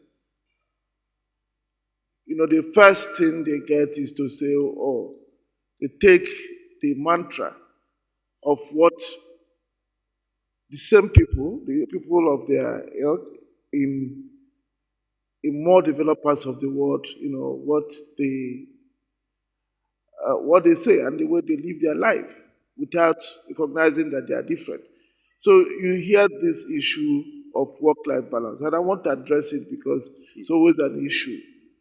The whole work-life balance. But they forget that the poor person in the village who has not eaten, who could be in the farm from morning till late in the night and still only be able to just eat one meal, also has the right to work-life balance. They do not ask themselves the question, and when the people who are fighting for the political independence, when they were fighting for it, when they were in the bush fighting for political independence, they asked whether they had a timer, and they would say by 5 o'clock, we stop and go and rest for the work-life balance, and we start at 9 a.m. Whether that was what gave all of us the freedom we have today.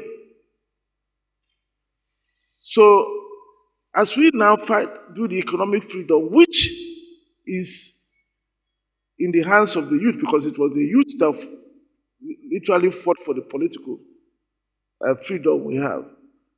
I think we need to tell our youth that they do not have to take hook, line, and sinker anything that they see.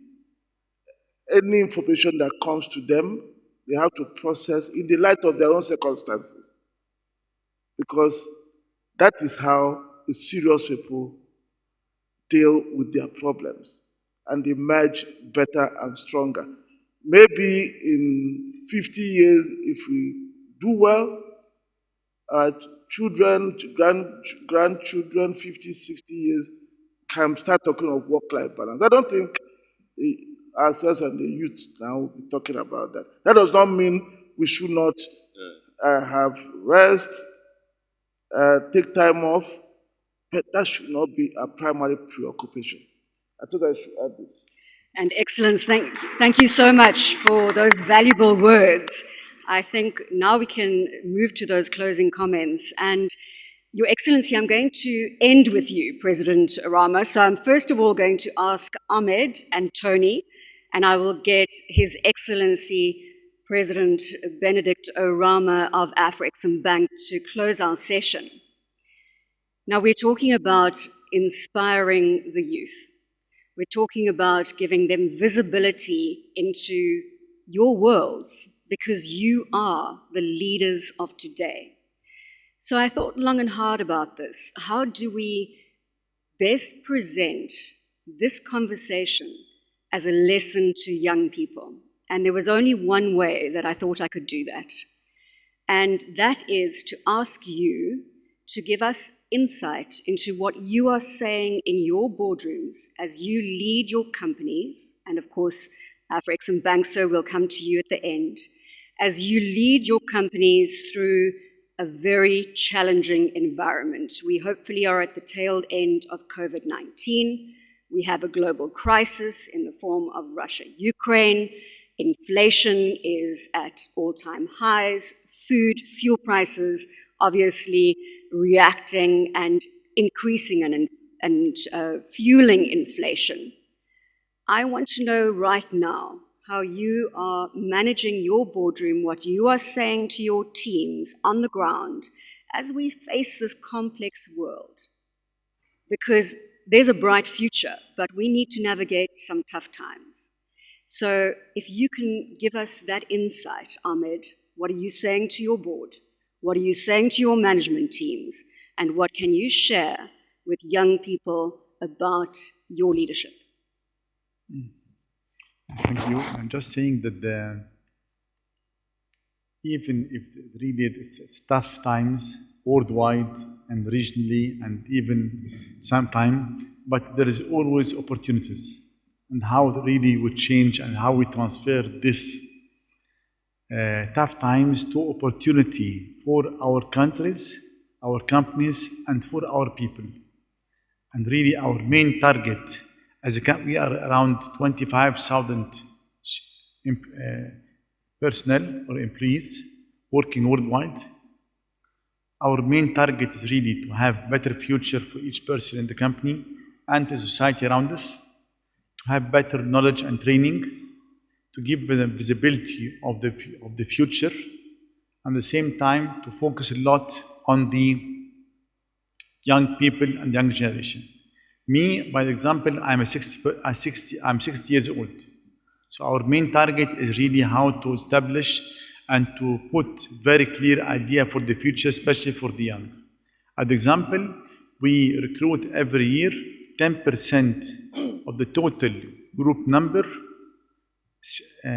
fresh graduate.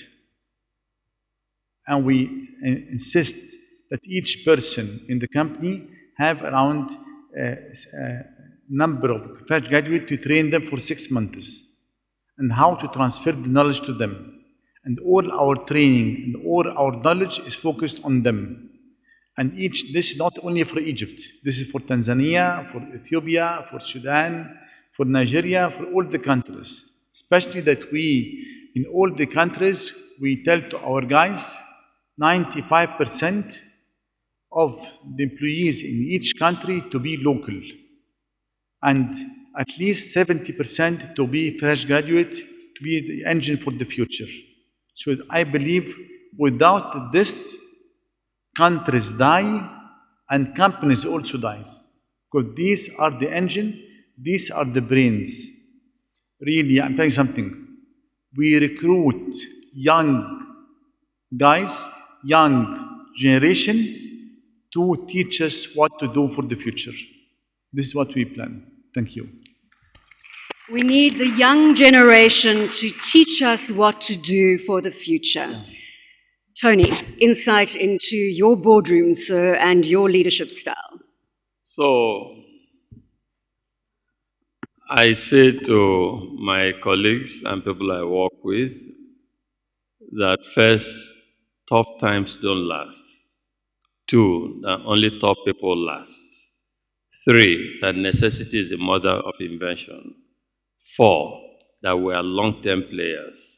And five, that we are trying to build intergenerational business that is committed to improving lives and transforming our continent.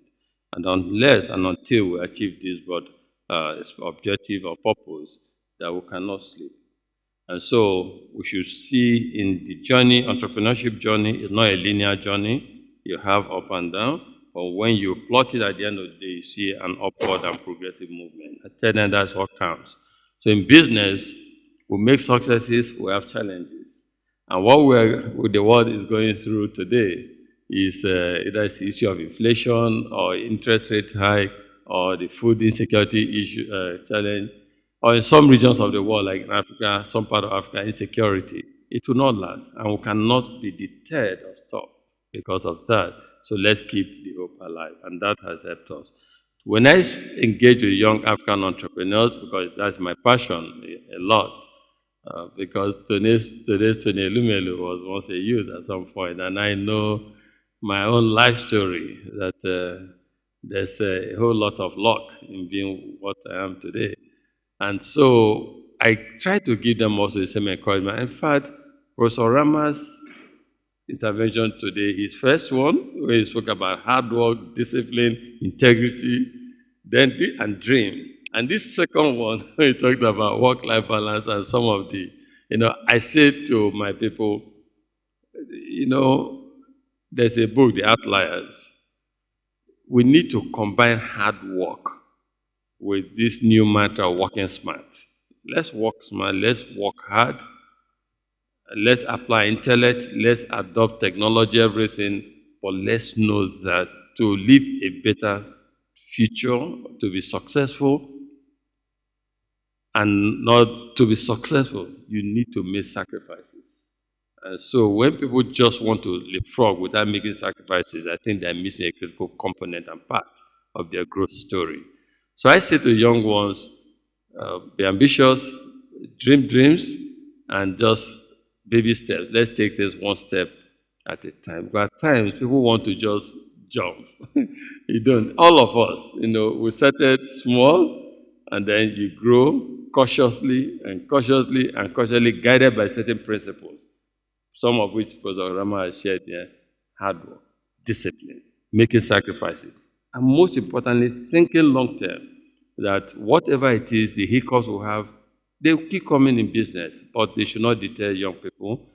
Young people should know that all of us, wherever we are today, we've had our own taste, and we continue to have it. Just that maybe the proportion might be different. And then for African business leaders and entrepreneurs, I encourage all of us, let's tell our stories, let's spend time to inspire young ones, because that actually is our jewel, and that is our future, and that is the greatest asset as a continent that we have. Thank you. Let's spend time inspiring young ones. Tony Elumelu, you do that well, sir. And Your Excellency, President Rama, we're coming to almost the close of the second day of the 29th Afreximbank annual meetings. Final word to you on this conversation and insight into your hope for the future, your hope in managing this difficult time. In fact, we want to hear a little bit about your leadership to your teams through what you are saying in your boardroom. So what are you saying to your teams today in terms of leadership? Well, in terms of the crisis, no, Afreximbank was born out of crisis. It's a market failure bank. So when market fails, we thrive. And we have proven it right from the beginning. I'm pleased that our pioneer president is here. My predecessor, who was the second is around but couldn't join us this evening. So all through, we've had this episodic crisis. The only difference is that they are becoming more and more frequent. So what does that mean? It means that everybody in our team now knows we have a toolkit for crisis. So when it happens, they know what we need to do. So it makes the job easier. Making that job easier means that what I then ask is, so what is our response to this crisis? Because everybody looks up to us. We are not a commercial bank that will say, oh, no, this is too risky, we'll run away. No, this is the time to go in. We just have to have the courage and the trust in our people, because that's what matters, so that we can take the risk that we would not normally take. But because we have history to show that our people never failed us, so we've taken that trust for granted. So we've used our skills to make sure we have the liquidity, to make sure we have the structuring skills to be able to put facilities in place to respond to the crisis. What that has done to us is that the bank grows fastest in terms of crisis. And this time around, that's what everybody is doing. You see that when the COVID-19 hit, in a matter of 2 weeks, we put in place a facility. We were the first to announce an intervention facility. With Ukraine, I think we were also the first. That was because we had something we could pull from and just adapt to the circumstances. But I must also take this opportunity to thank them, our team, for being committed Africans first and strong and committed Afreximbankers who work hard every day. Very innovative, bring ideas that we deploy. And also to thank all our shareholders, the African government, who have been extremely supportive whenever we go to them. They've always responded, even when they are in big difficulties. And finally, I would say we need entrepreneurs in Africa. Factors of production, labor and capital. Africa has abundant supply of labor. We need capital. It's entrepreneurs that can mobilize capital. It's entrepreneurs that can best allocate them most efficiently. It's entrepreneurs that can take risk. These are the ingredients that can bring growth and development. And for us at Afreximbank, I think what we are focusing our mind as we look beyond the crisis is to make sure we grow the entrepreneurs that will help drive the intra-regional trade, intra-regional investments. And that's why we are so proud of the Afro-capitalists. Some of them are here for being the role models that those who look up to them can follow, so that we can have an abundance of entrepreneurs. It's only when we do that we are able to use the private sector to drive our economies. Thank you very much. Thank you so much, sir. I think very, very well said. And of course, let's celebrate our Afro-capitalists, but thank you for all the insight that you have given us into your leadership style. I think we can all feel that Africa is in very safe hands. Our youth, the next generation, are in very safe hands with this caliber of leadership. Gentlemen, it's been an absolute pleasure. Thank you so much. Mark Eddo, we're handing over to you, but one more round of applause for our esteemed panel. Ahmed Al-Swedi, President Benedict Orama, Tony Alumelu, thank you so much. It's been a pleasure. Thank you so much. Thank you so much. And thank you, Bronwyn Nielsen. Give her a round of applause, please, Bronwyn Nielsen. A little pop question for you here. We've come to close to the end of what's been a very full day, but we have one last thing for you. I'm going to ask my young men here, once they've exited, to bring the table up. We have a table. Why am I bringing a table? Well, okay, I'll ask you a question. What is the what do you think is the #1 bank in Burkina Faso in asset size? Who knows? Anyone? In asset size? Burkina Faso. Anyone? What you said? You said Chorus Bank. If I had a prize, I would give it to you. You're absolutely right, Chorus Bank it is. And the reason why I'm telling you that, is because we're about to sign an MOU between Afreximbank and Chorus Bank, which you will now witness right now. So if I could ask the President, sir, and everyone just to exit stage left, is it? Exit stage left. But I do need you, actually. I'm going to pull you aside so you don't have to come back off the stage again. So, President, what we're going to do here is we're going to sign an MOU with Chorus Bank. And this MOU has the objective to facilitate collaboration between the two institutions so you can harmonize your efforts for the promotion of trade and economic development. Very important to do that with Chorus Bank. But of course, you need a signatory from Chorus Bank, don't you? You're going to sign for Afreximbank. And to sign for Chorus Bank, I'd like you to welcome, put your hands together, I know it's been a long day, Mr. Idrissa Nasser, the Chief Executive Officer of Chorus Bank.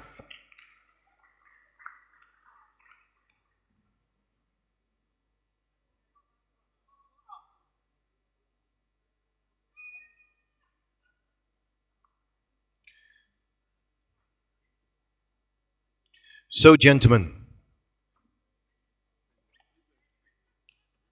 I said Chorus Bank was the #1 as they're setting up there. We need one more chair, please. One more chair. In fact, you know what? I'm going to take it upon myself. You see, that's it. That's how. And you come and take a seat.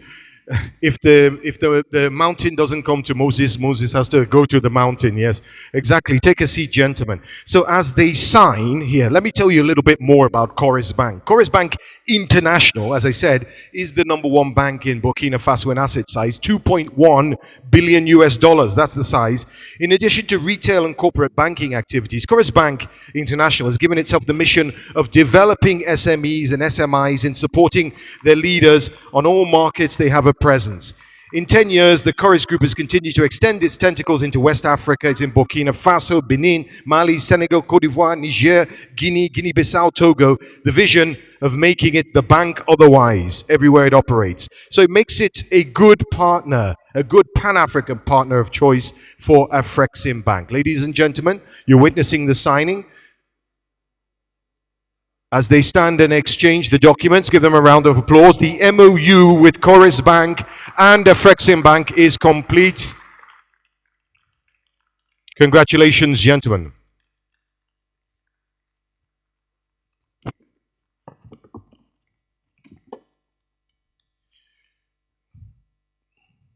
Thank you to the CEO of Chorus Bank and President Orama for that, because that concludes.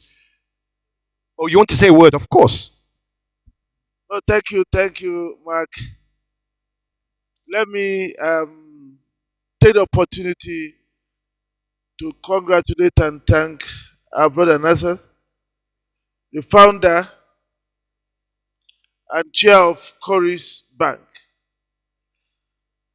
for giving us the privilege of signing this MOU. Chorus Bank is a bank that started a few years ago from the dream of one man.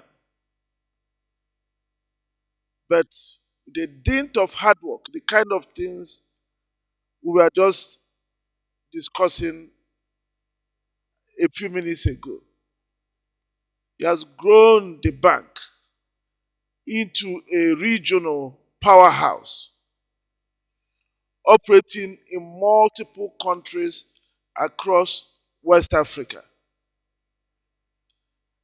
with plans to even expand further. It is the kind of institution that will support the AFCFTA. It is the kind of institution that will make it possible for trade to be financed within Africa, for payments to be made within Africa, for entrepreneurs to be supported within Africa. It is a bank that Afreximbank is truly proud to work and partner with. So I want to take the opportunity to thank him and assure him of our continued partnership and support as we build on this relationship. Thank you very much, Nasser. Thank you, Chairman. With your permission, I will speak in French. Je voudrais remercier le président Orama et l'ensemble de son équipe pour ce soutien important qu'ils viennent d'accorder à notre groupe. Il faut savoir que Bank International est un groupe bancaire qui est né il y a de cela 14 ans, en 2008. En 2008, nous avons commencé avec un capital de 3 millions de dollars. Nous avons aujourd'hui un total balance sheet de 9 milliards de dollars. Donc, c'est une institution qui est aujourd'hui dans 9 pays et qui a pour leitmotiv le financement des petites et